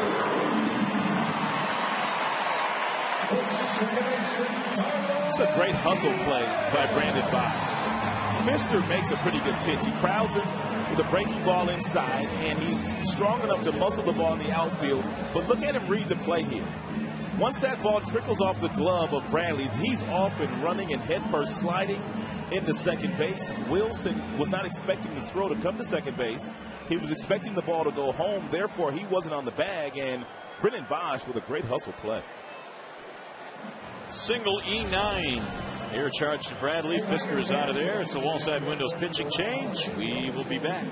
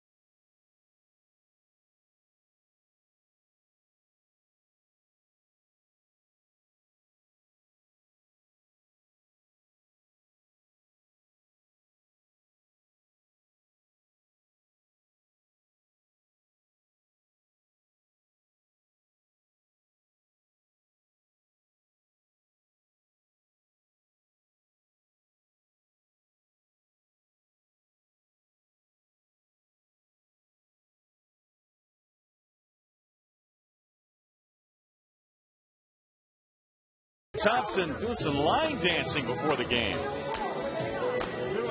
Last year on Country Night, Trevor was flipped by a mechanical bull. This year, his feet are firmly planted on the ground. Well, that's why brothers do the electric slide, and they don't do the, was it two-step? I have no idea. You got no shot at that. Country dancing. And there's Trevor up at the press box right now. Yeah, Trev, we're getting you. We're getting you big time. If that was the electric slide, he'd probably be a little bit more comfortable. It is Country Night here at the ballpark, and they are celebrating. Chad Cordero is the new pitcher. Tigers have runners at second and third. Another run in here in the fifth inning, and Carlos Guillen bats. First pitch is outside, 1-0. Chad Cordero from 05 to 07 racked up 113 saves in the National League, which was second only to Trevor Hoffman. Now, this guy used to close out some ball games for teams that weren't very good, Montreal and Washington. He had 47 alone in the 05 season for Washington. He was the Rolaids Relief Man of the Year that year. Carlos 0 for 2 in this one. He was pitching pretty well down in AAA. Had a few saves down there. Earned run average is over 4, but he was racking up some strikeouts. 2-1.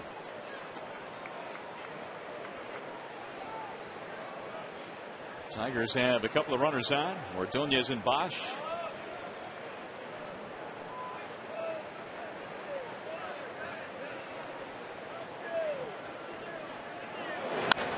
Pulled to first base and scooped up there by Brandon. That'll be it for the Tigers. They get a 2-out run on the hit by Bosch. And it's now 5.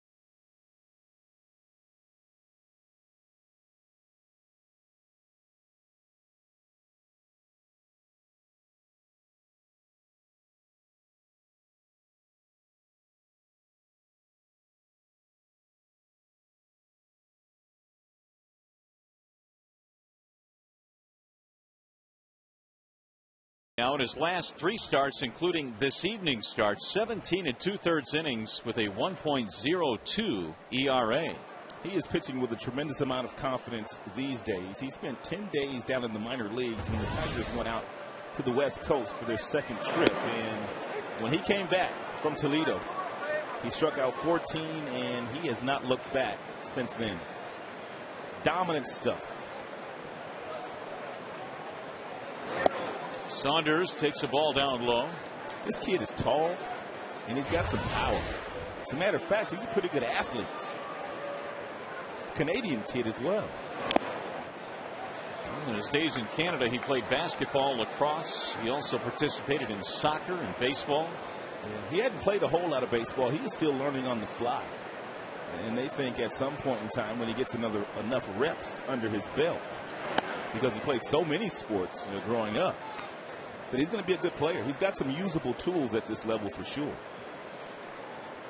out of Victoria, British Columbia. Here's the 2-2. High fly ball. Deepest part of the ballpark, though. And Jackson runs it down. One away. Back to the studio we go. We check in with Mickey York for a game break. Can he line dance?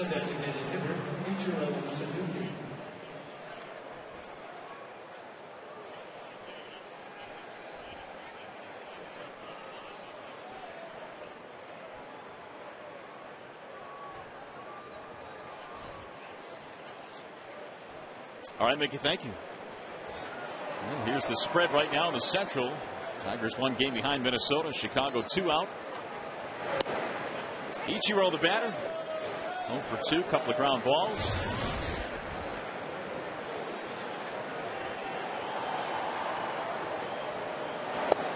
We're talking about in his last at bat, double plays in Ichiro, how he doesn't hit into too many. He's hit into 2 this year. In 639 at bats last year, he bounced into just 1. Real difficult guy to double up. He is worth the price of admission. He can do so many things on the baseball field that just wow you. And I believe he's going to the Hall of Fame here, Cooperstown. I'm with you on that. And this is only his 10th year here stateside. Chopped to first base. Looks like he's going to be 0 for 3. And this is why I think and believe he's going to the Hall of Fame here. No one's been better. 9 straight 200-hit seasons. 10-time All-Star. He's going for the 10th time this year. He will win his 10th Gold Glove this year. He was Rookie of the Year in 2001. He also won an MVP. And he's got one of the best throwing arms from the outfield. He is a 5-tool player. Legitimate talent. Fun to watch. And many will say that when you try and judge guys and whether or not they belong in the Hall of Fame, were they one of the dominant players in their era is one question they constantly ask. And I guess the answer for Ichiro, after looking at all those numbers, is yes. No doubt. And he won 7 batting titles in Japan before he even came over here. And was winning a Gold Glove over there every year. He's had a remarkable career. Figgins is 0 for 2. Fly ball and a ground out. And he doesn't like to go 0 for either. 2-1. 200 hits a year for 9 straight seasons.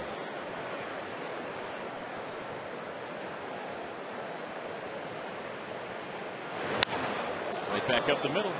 That'll go into center field. Figgins has a 2-out single. The first baseman, Russell Branyan.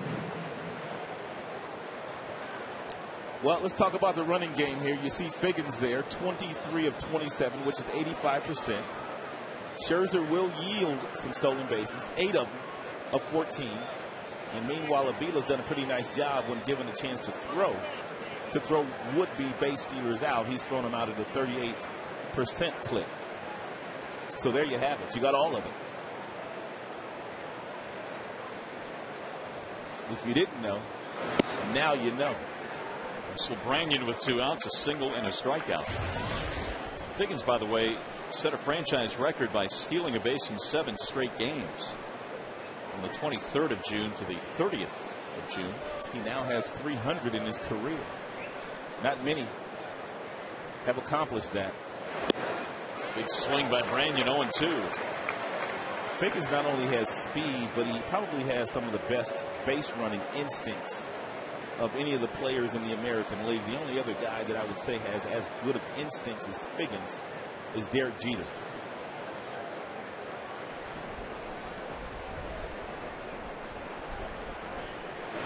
Swing and a miss, and Scherzer comes back to blow away Branyan. That is his 6th strikeout for the ball game as we continue to celebrate Country Night here at the ballpark.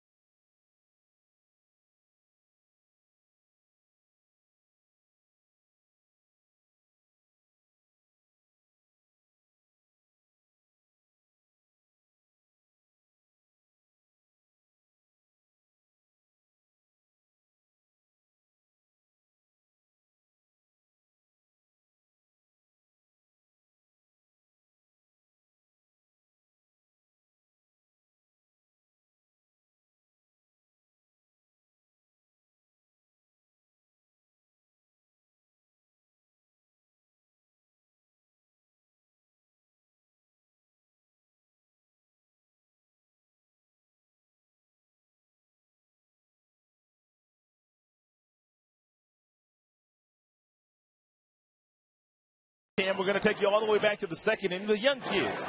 It was Kelly with the bases loaded, doubling into the outfield and driving in two. And then the very next batter, Jackson, gets a breaking ball at the bottom of the strike zone right off the end of the bat and hits it right up the middle for a solid single and a couple of two-out knocks himself. Coors Light Freeze Cam, always brought to you by your Frost Brew Coors Light. It'll be Inge, Avila, and Kelly here in the sixth inning. Tigers lead at 5-1 in the opener in this series. They got to Doug Fister for 4 in the second and then got one more in the fifth. Fister has yielded now to Cordero, the right-hander. Inge 1 for 2. Infield single, scored a run back in the second. 1 ball and 1 strike. Brandon able to snap an 0 for 11 with his infield hits in the second inning. Meanwhile, Max Scherzer has done the rest. He's given up just 1 run on 3 measly hits.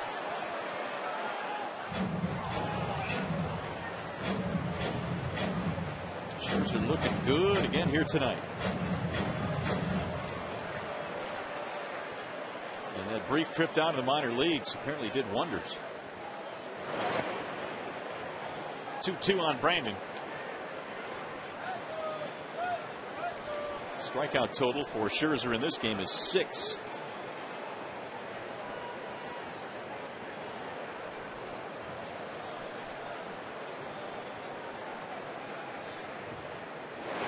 Inside is Inge. Backs out of the way. 3 balls, 2 strikes.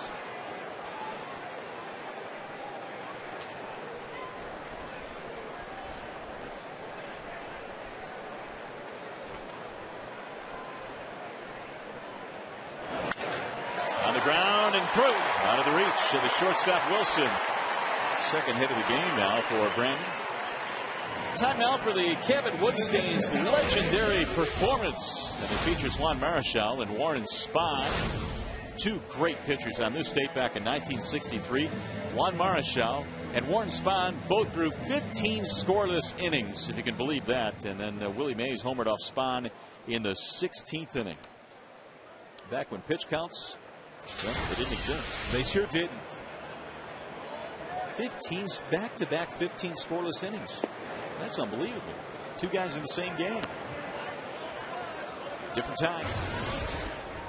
Alex Avila, the batter.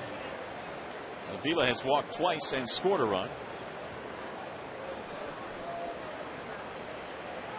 Runner goes and it's fouled back out of play. More than likely, don't know for sure, but more than likely that was a hit and run with Inge moving. Jim doesn't usually give Inge the steal sign. Jackson, Bosch, Avila, Kelly tonight, the young guns, hitting .500, couple walks, 3 runs, and 5 ribbies. On a night where Miguel Cabrera was a late scratch with a stiff lower back in his day-to-day, Don Kelly has filled in with a 2-run double in his absence. He'll bat next.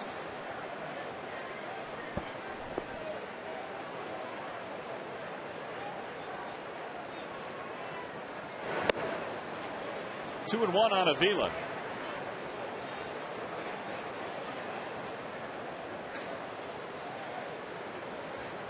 More action in the bullpen for Seattle. Sean White.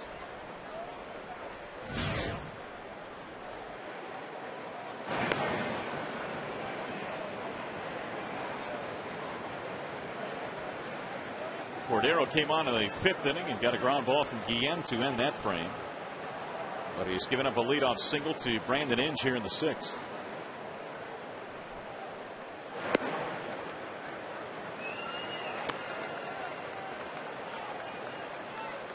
Three and 1. Avila already has 2 walks in this game.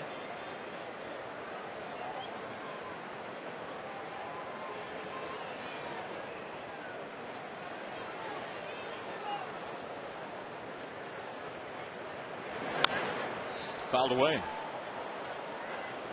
Cordero back in 2008 had a shoulder issue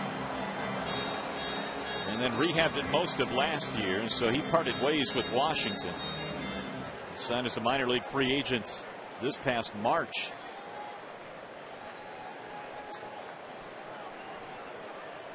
Looked like Cordero wants nothing to do with Avila, at least on the inside part of the plate. Swing and a miss. Runner going. Here's the throw down to second. The tag. Got him. Leaping play by Wilson. He came down tagging and Inge is out. Strikeout of Avila. Throw out of Inge.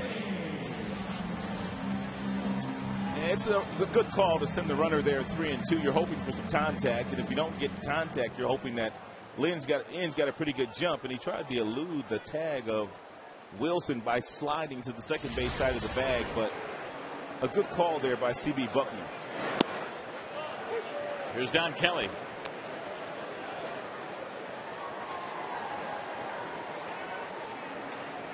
Rob Johnson now at 38%. It's updated. Just caught his ninth trying to steal. 0-2 on Kelly. 2-run double back in the second, and Don has 8 RBIs on the year.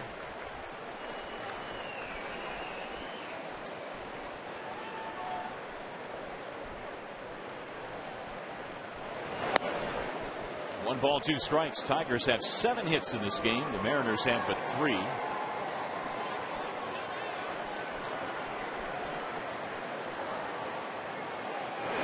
Swing and a miss, and Cordero with back-to-back strikeouts ending the inning. 6 in the books here at Comerica Park. It's 5-1 Detroit.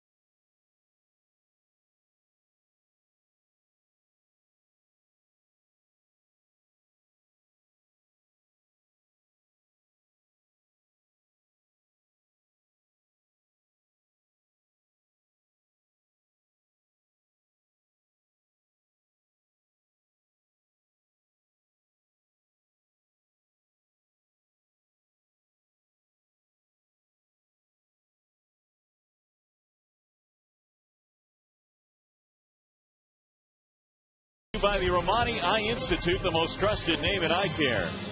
AT&T, find out what's possible with the nation's fastest 3G network. AT&T, rethink possible. And by Folgers Coffee, the best part of waking up. It's Country Night here at the ballpark. Mechanical Bull in the ballpark as well. 1 pitch and 1 out. As Scherzer gets Bradley to bounce out 4-3. So Scherzer continues to clip along, and that'll bring up Jose Lopez. He has allowed 3 hits. 1 of them left the building. That was the Gutierrez home run. The other 2 hits were singles, 1 for Figgins, 1 for Brandon. Lopez is hit into a double play, 6-4-3 variety back in the 4th inning. First pitch is right at the knees for strike 1.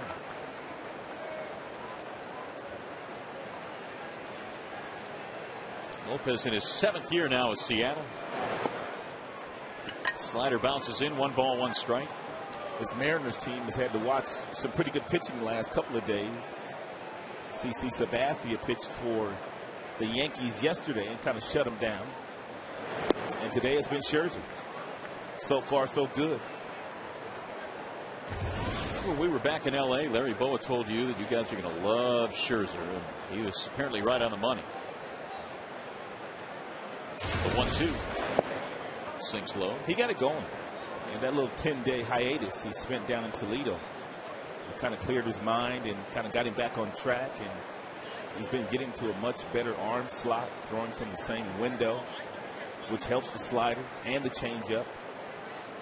And most of his fastballs have had some life on it. The one that didn't have any life on it, that one went into the Tigers bullpen that Gutierrez hit out. 2-2 on Lopez.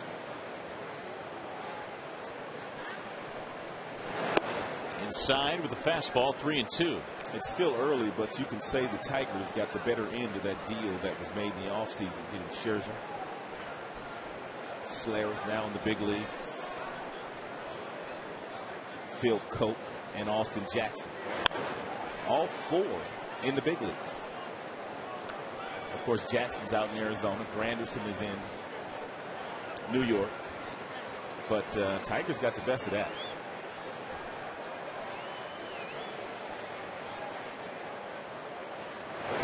That's outside. It's ball 4. A 1-out base runner.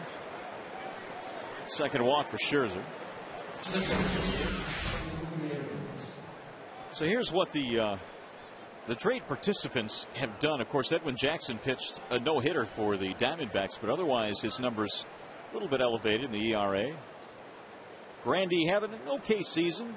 His average a little bit low, but he's hit 7 home runs. And we'll get a chance to see Schlereth now here in the big leagues. But boy, Jackson and Scherzer, mighty good pickups. Franklin Gutierrez the batter. Of course, Phil Koch wasn't on that graphic, but he's got 5 wins and hasn't lost a game.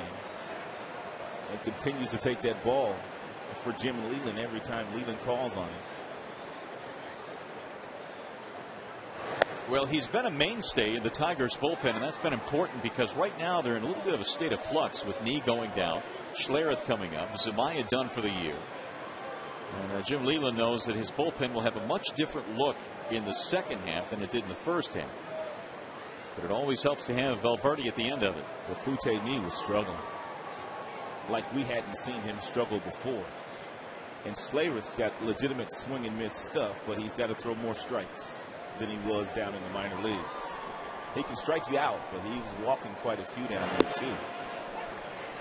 And the Tigers are still waiting for the return of Ryan Perry, who is physically fine, but he has had trouble throwing strikes in the minor leagues as well.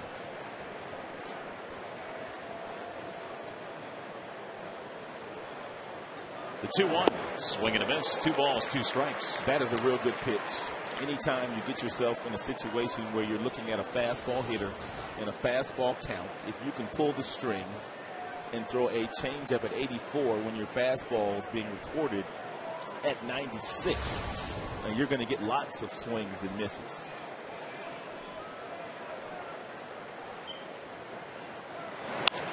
Ground ball to third. This might be 2. Inge to second 1.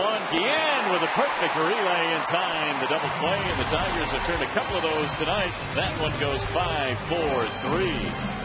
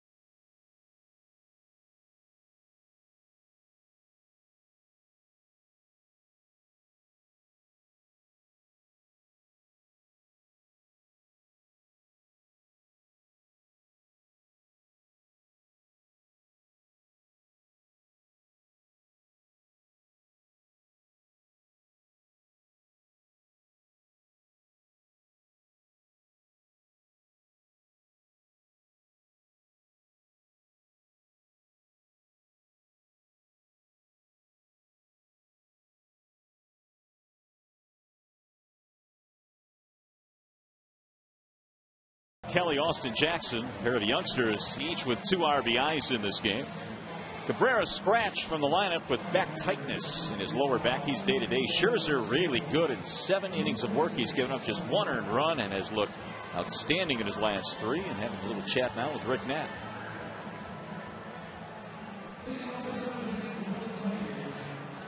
All positive, I'm sure. New pitcher on now for the Seattle Mariners. Sean White will take over. Sean White apparently has struggled a little bit this year with a 6.87 earned run average and 18 1/3. 5 strikeouts, 10 walks, league hitting .384 against Sean.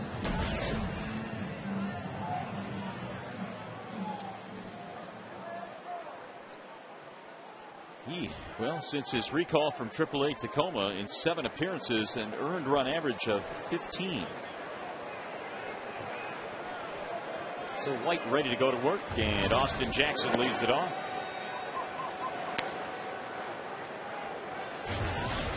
Jackson 1 for 3.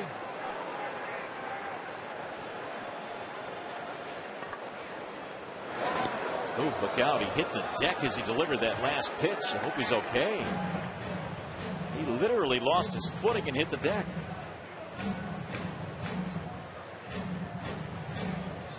Seemed to be all right. Just his landing spot was a little slick.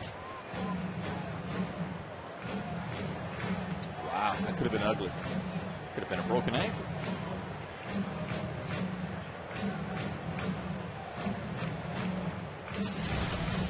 Don Wakamatsu comes trotting out now. Make sure everything's all right.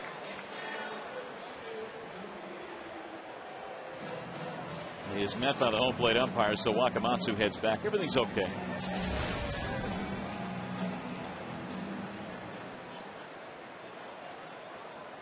Yeah. 2-0 on Jackson.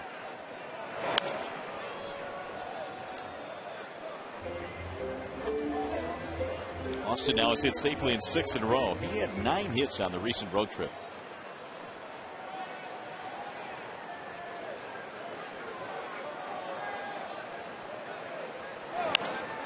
Fought that one off on the ground to third for Lopez.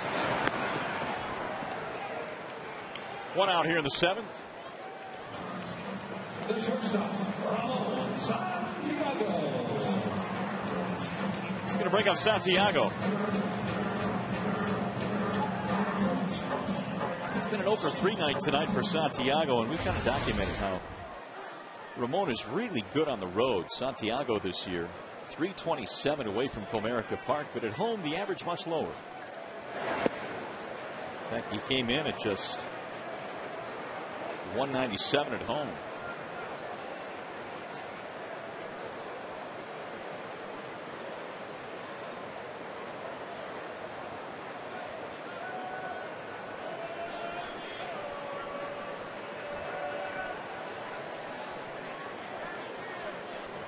The 1-0.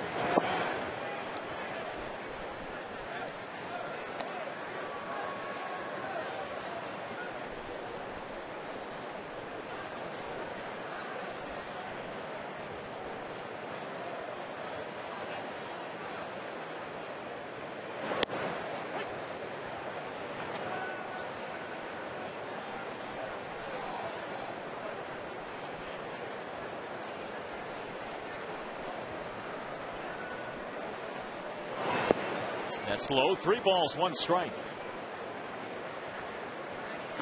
Sean White is out of Pullman, Washington.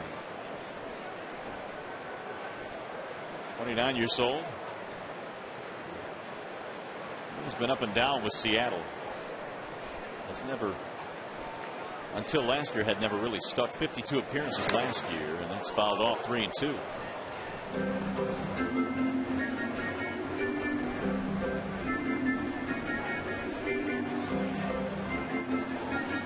Johnson may have taken that last one off his shoulder. So he's feeling it a bit right now.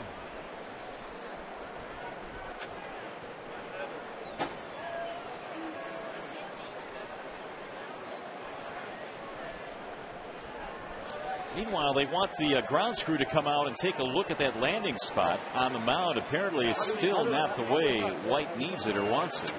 Well, Scherzer really hasn't had a problem today, and Cordero, who came in relief of Pfister, hasn't had much of an issue, but you can kind of understand when a guy like Pfister starts a game and he's standing 6 feet 8 inches, his landing spot is that of one that's a lot longer than anybody else that's going to take the mound here today. And apparently, White continues to step in the beginning of that landing spot that Pfister had there, and apparently he's having some issues with that landing spot.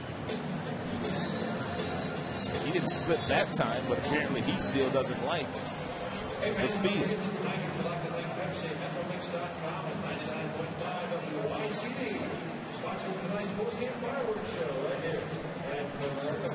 While we have a moment, folks, you can visit the official online shop of the Detroit Tigers at Tigers.com. You can browse the largest selection of authentic Tigers gear, the latest apparel, and you can get it all from the source at Tigers.com, except no substitutes. Well, they're bringing everything out right now. You've got the water. You've got, there's Heather with the water. You've got shovels. You've got green buckets filled with mud. And they're going to pack it down.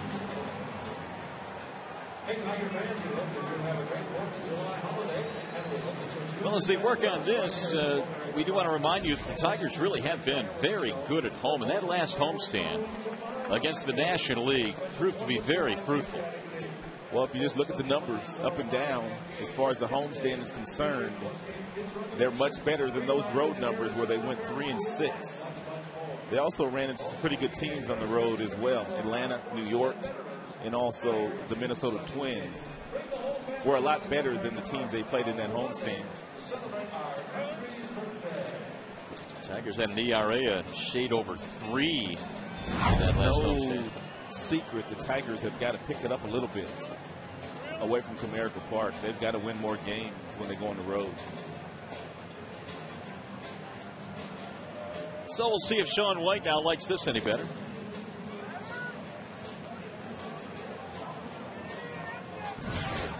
And some final touches. Heather and the crew working overtime tonight. It's not even raining. Meanwhile, Santiago continues to wait.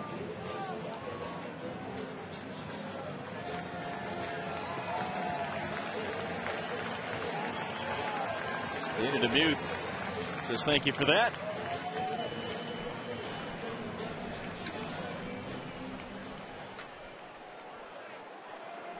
Meanwhile, Santiago with a count of 3-2 back into the batter's box. And it's hit on the line to center field, base hit.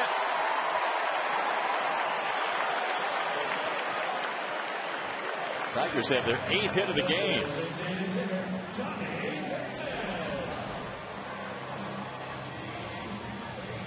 A better landing spot there for White, but he leaves a fastball down, and Santiago served it right back up the middle. Going to show you the landing in Exmo. Didn't slip that time. A firm landing and a firm single to center field. 5-1 Tigers lead. We're in the 7th. Damon has walked and scored in this game. He's also fanned twice. Johnny waits and misses.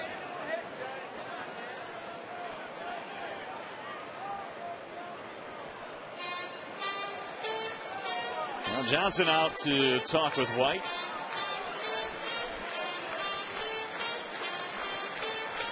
Defensively, they are giving Damon the entire third base line.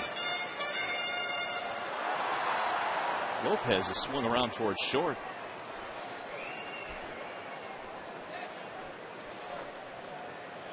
The 0-1. Good pickup by Johnson. 1 ball, 1 strike on Damon. Ordonez will be next.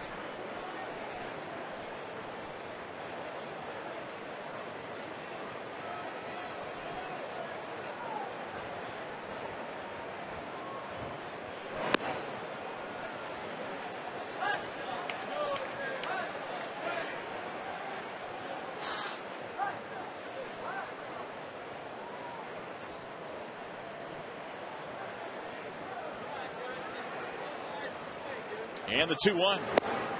3 balls and 1 strike on Damon.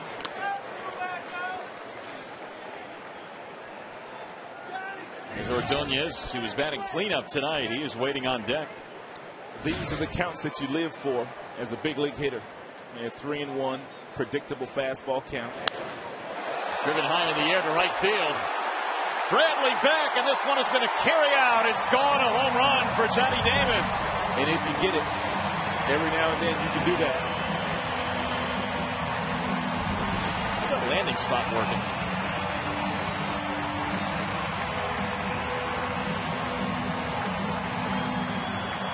Number 4 for Johnny Damon. Johnny Damon gets a fastball down and in, right in his happy zone, and he hit it, and he knew it was gone as soon as he hit it. Just kind of flicked it out of here. Last home run for Damon was May 18th against Chicago. And he hit that one a ton. 7-1 Detroit. Damon's 4th of the year. Bounce foul. 1-2 on Maglio. So the Tigers tonight with a home run, a 2-run double from Kelly, 2-run single from Jackson, and Bosch has driven in a run with a base hit.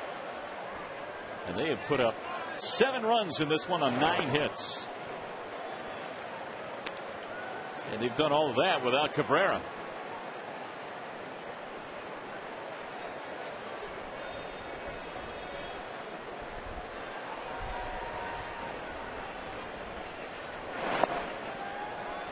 Three and 2 on Ordonez.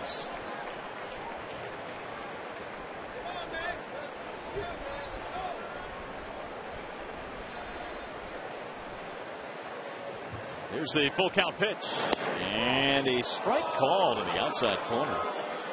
Maglio not liking this one, and he's letting Dana DeMuth know about it. It's the second time Maglio has taken strike 3 in the game. And the first time, it was a borderline pitch that was up. This time, Maglio must have felt like the ball was down and away. Meanwhile, Foxcrack says Dana DeMuth was right. Maglio had a legitimate beef. That ball did not look like a strike. Fox tracks are not. By the way, the home run by Damon, 382 feet. Ordonez still stewing. That's going to be it for White. They'll go to the bullpen, and we'll step aside.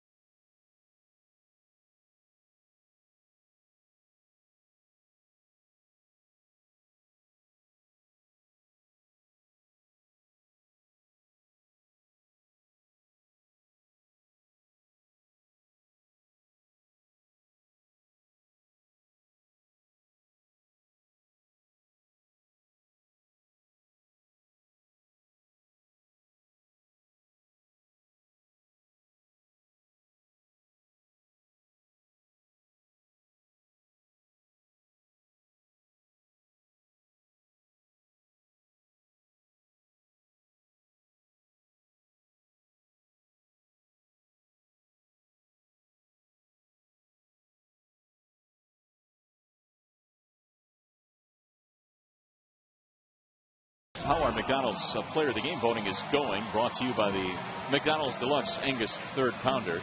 Brennan Bosch 29%, Scherzer at 21%, Brandon Inge at 13%. You can continue to vote, and we'll give you the final numbers on Tigers Live postgame.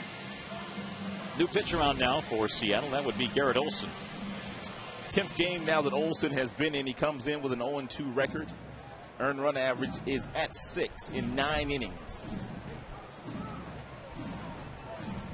They called him up from Tacoma on May 31st. Well, something's got to give here. Brennan Bosch is tremendous against left-handers.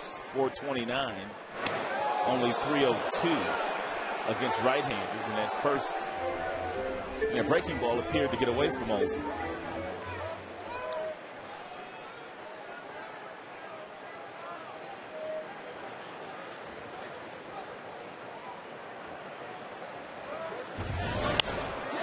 Laced to center field, base hit. Bosch has his third hit of the game, and lefties just do not matter at all. Well, you can see what Don Wakamatsu is doing here. He goes to Olsen just to see if he can slow Bosch down, regardless of what the numbers say. But Olsen doesn't make a good pitch. That's a breaking ball that's screaming, hit me. And usually these hanging breaking balls that are just floating, they don't get to the catcher's glove, especially with Bosch swinging.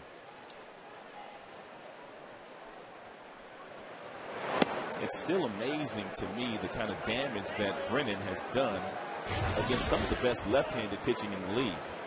I know Olsen's numbers aren't all that favorable, but he has beat up on some of your better left-handers in baseball this year. Yen hammers one. It's going to go foul. CC Sabathia comes to mind.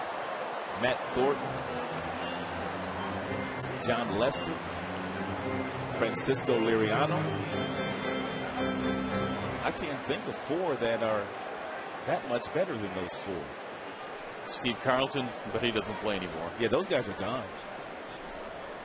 He's in the Hall of Fame. There's a one-hopper hit to short. Wilson will have to go the long way to retire the side. Tigers, though, get 2 more runs thanks to Johnny Damon. Boom. It's a 2-run shot.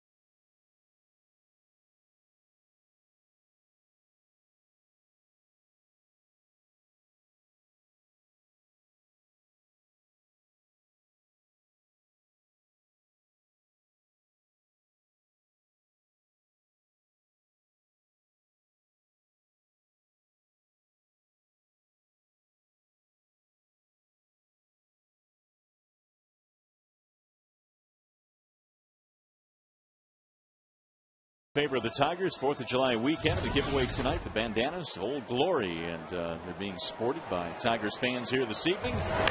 Here's a popped up bunt. Scherzer will haul it in. 1 pitch, and Wilson is out. Let's take a look at Scherzer's night, courtesy of Bell Tire. It's our pitch by pitch. And he's been dominant when he's got that late life with his fastball, anywhere from 94 to 96, exploding in the strike zone. And he's also got a nice changeup working today. And he's thrown that to the left-handers and the right-handers. Max has been awesome here tonight. Well, Scherzer's longest career outing is 7 2/3 innings. He did that twice last year. His longest this year, he's equaled that at 7 1/3. Rob Johnson, the batter. So he's facing the bottom of the lineup here for Seattle. It's fouled off of the catcher, Avila. 0-2.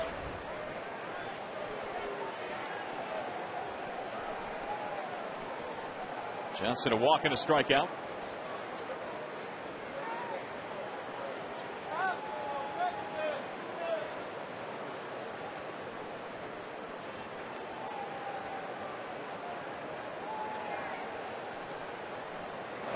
Swing and a miss. Scherzer has another strikeout. Make it 7 for Max tonight. That is probably the biggest difference in Scherzer before he went to Toledo. He wasn't mixing in all his pitches. Now you can see the changeup, and he's throwing the slider, and he's mixing them in early and often, and he's keeping hitters off balance. There's Saunders.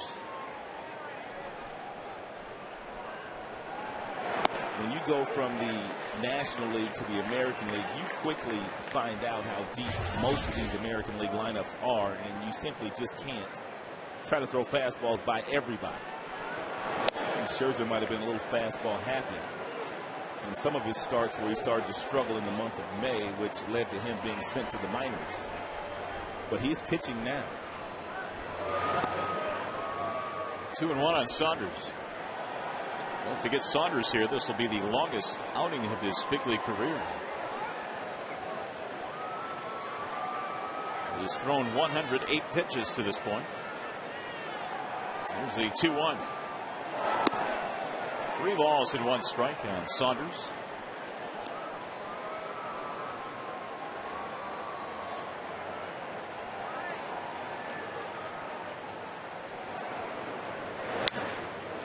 On the ground to the second baseman.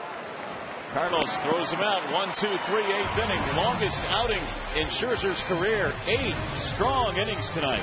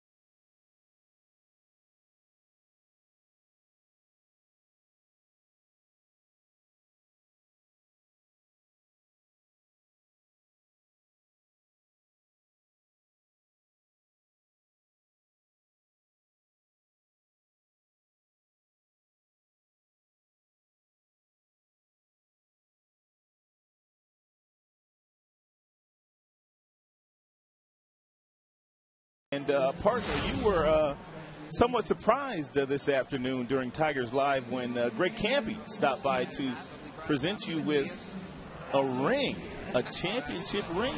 Yeah, the Oakland Golden Grizzlies 17-1 in the conference this year. They made it to the NCAA tournament, and Coach Campy surprised me by dropping off the championship ring, which was really, really impressive. And I appreciate it. To all the folks at Oakland University, and Greg Campy does a terrific job. And here it is. I mean, it's just really, really cool. So that looks like a cool ring. That's pretty nice. Are you going to sport it? Or are you going to tuck it away? No, I'm going to sport it for a little bit. Then I'll be afraid that I'll lose it, and I'll tuck it away.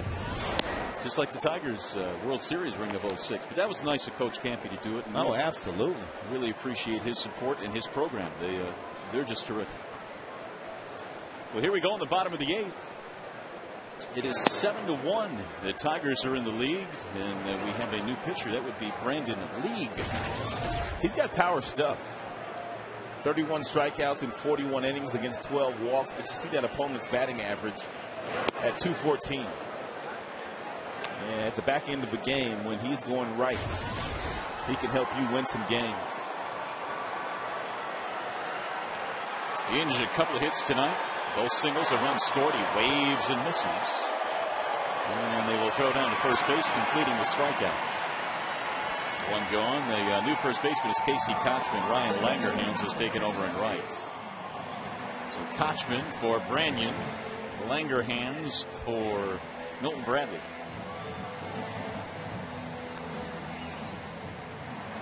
League follows Olsen in this game. And here is Alex Avila.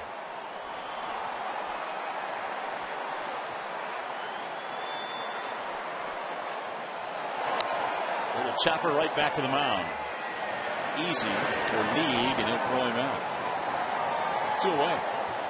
By the way, Tigers fans, this season it's easier than ever to find the seats you want or sell the tickets to the games you can't make on StubHub, the official fan-to-fan ticket marketplace of the Detroit Tigers. Go to StubHub.com and choose your seats today.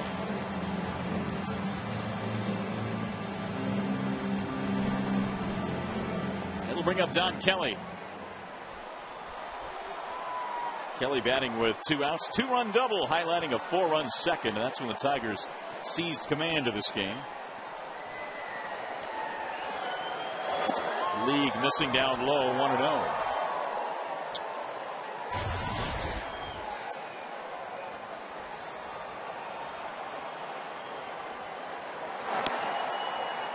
Two balls and no strikes.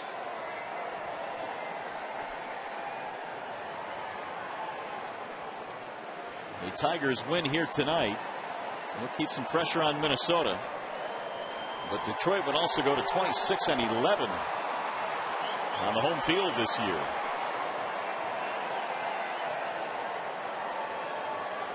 Here's the 2-0. Bouncing ball hit to the right side. Nice play by Figgins. He'll come up throwing, and that is that. So we go to the 9th inning here at Comerica Park. 3 outs away from a Tigers win.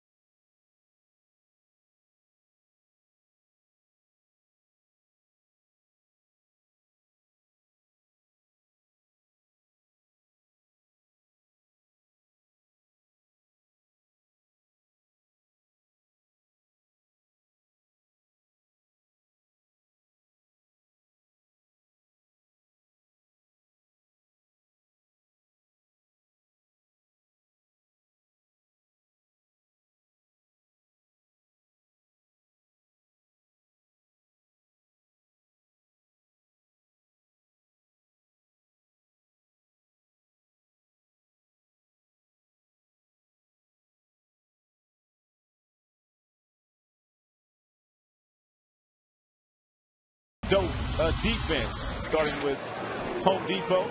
Carlos Guillen comes in and had to really charge that ball to make sure he got Ichiro on a nice feed from Santiago on a 6-4-3 double play. And then it's Brandon Inge giving Carlos Guillen a very nice feed as well. And, of course, Max Scherzer did his part. He only gave up 3 hits here today against the Seattle Mariners team.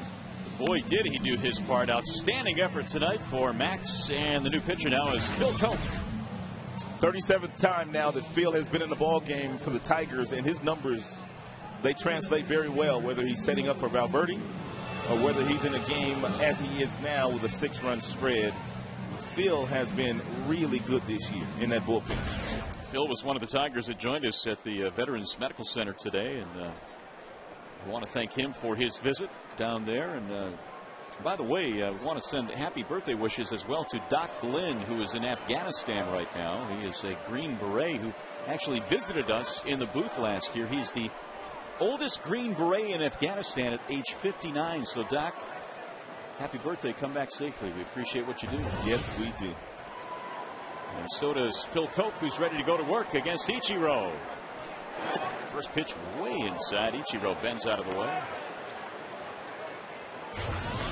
Ichiro, then Figgins, then Kochman here in the 9th inning.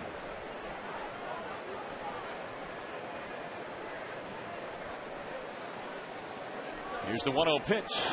Way inside again as Ichiro backs out of the box. No earned runs in his last 11. Folk has been a mainstay out of the Detroit bullpen this year.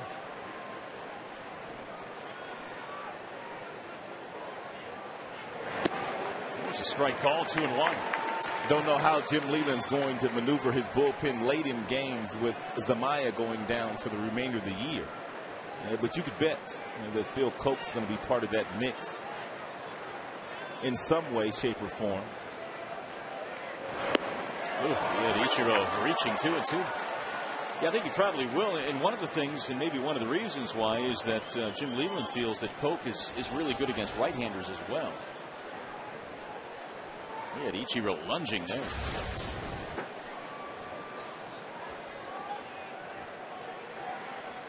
The 2-2. Ichiro is 0 for 3 in this ballgame tonight.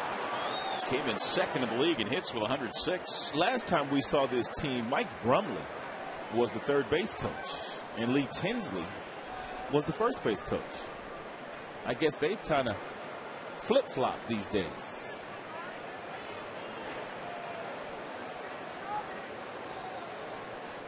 The 2-2 on the ground, foul. And there's Tinsley who picked that one up. Yeah. And Brumley is on the opposite end now. Here's Mike. Don't know exactly why, but maybe I'll ask Don tomorrow to see why he made that switch. It was Brumley's first year on the coaching staff, and they brought him over to coach third base after they fired the third base coach last year, Jeter Hines. Brumley, by the way, a former Tiger. Played here in '89.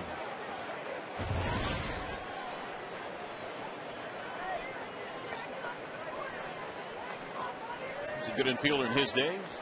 Yes, he was. 2-2 on Ichiro.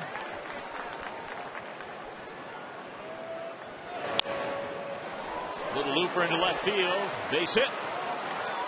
So it's hard to keep Ichiro down and keep him 0 for 4. That is a single, his first hit of the night. The second baseman, Figgins. Max, 8 innings today, 3 hits, 1 run. That was a home run he gave up very early in the second inning to Franklin Gutierrez.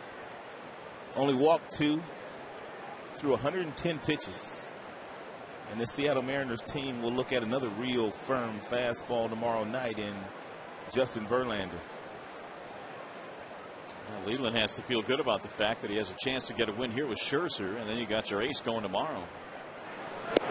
They will need to get that win tomorrow because Sunday, and it kind of flips. The script flips. That's when Cliff Lee will toe the rubber for the Seattle Mariners, and he's a handful.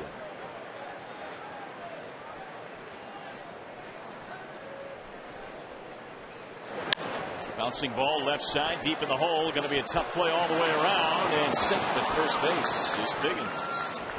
Well, you weren't going to get either one of those players. I know Santiago was thinking probably at going to second base, but he also had to understand that Ichiro was running from first and just no play there. And you're not going to throw Figgins out. He runs too well.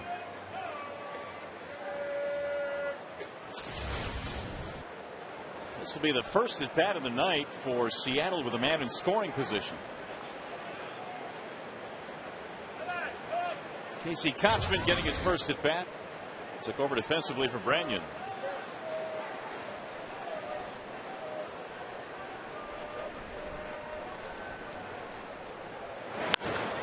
Driven left center field. Jackson on the run, and so is Bach, who cuts it off in the gap.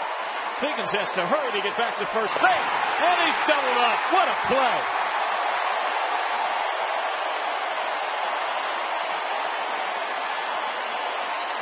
Figgins was convinced that ball was going to shoot the gap.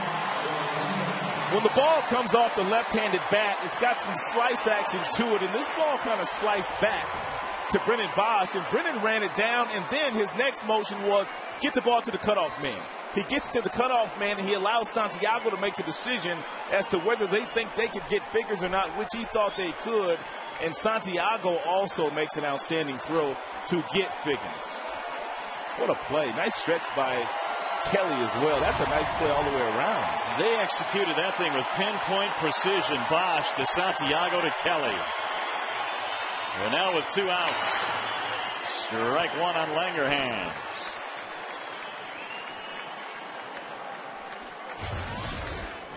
Langerhans getting his first at bat.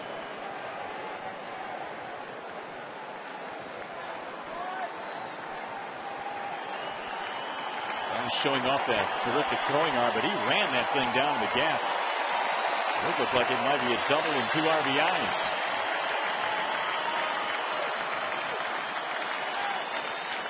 The 0-1.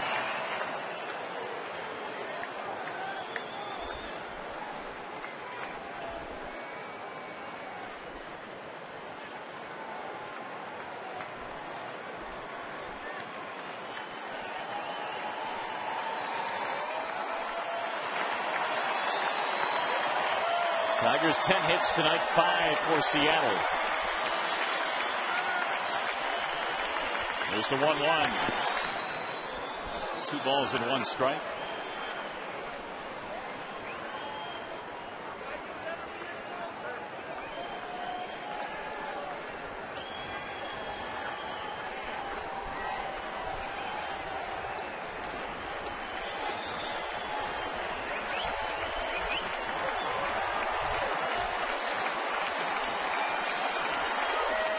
Tigers trying to start out the 4th of July weekend with a win.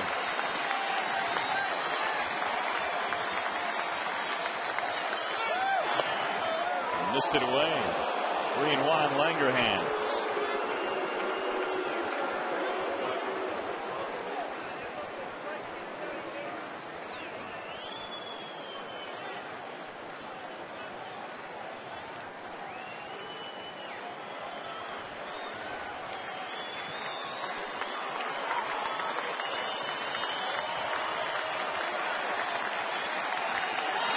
Swinging a foul. 3-2. 1 more strike to get for Phil Coke. 32,512 in attendance tonight, and they're making some noise.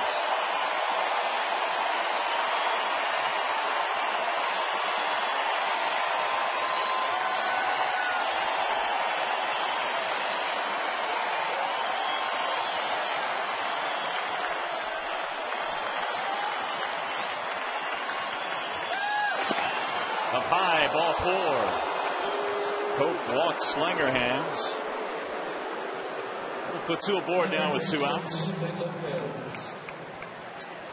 It's going to bring up Jose Lopez.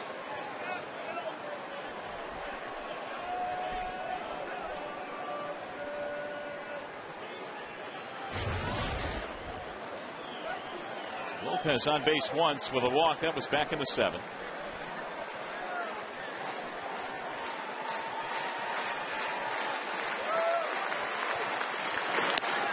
Strike call.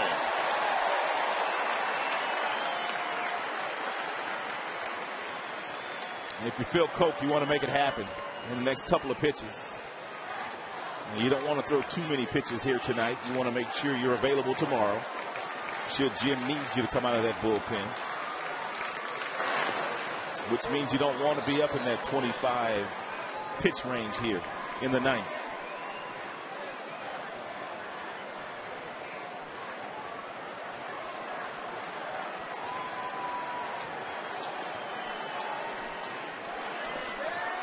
Seven-1 Tigers lead with 2 outs in the 9th inning. They have led most of the evening.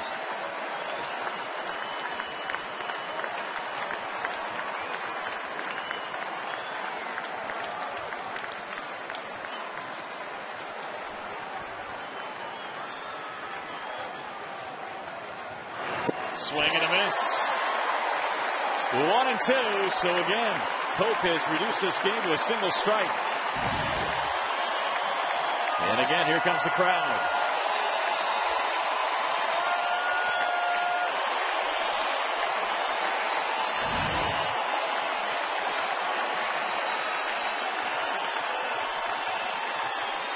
The 1-2 pitch. On the ground, foul.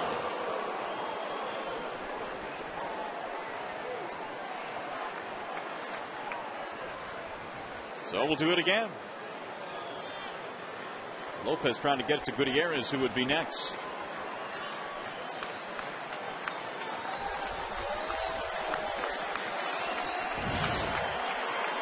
If Coke wants a strikeout here, he can throw that changeup that he threw a couple of pitches ago to Lopez and get a swing and miss. Game over.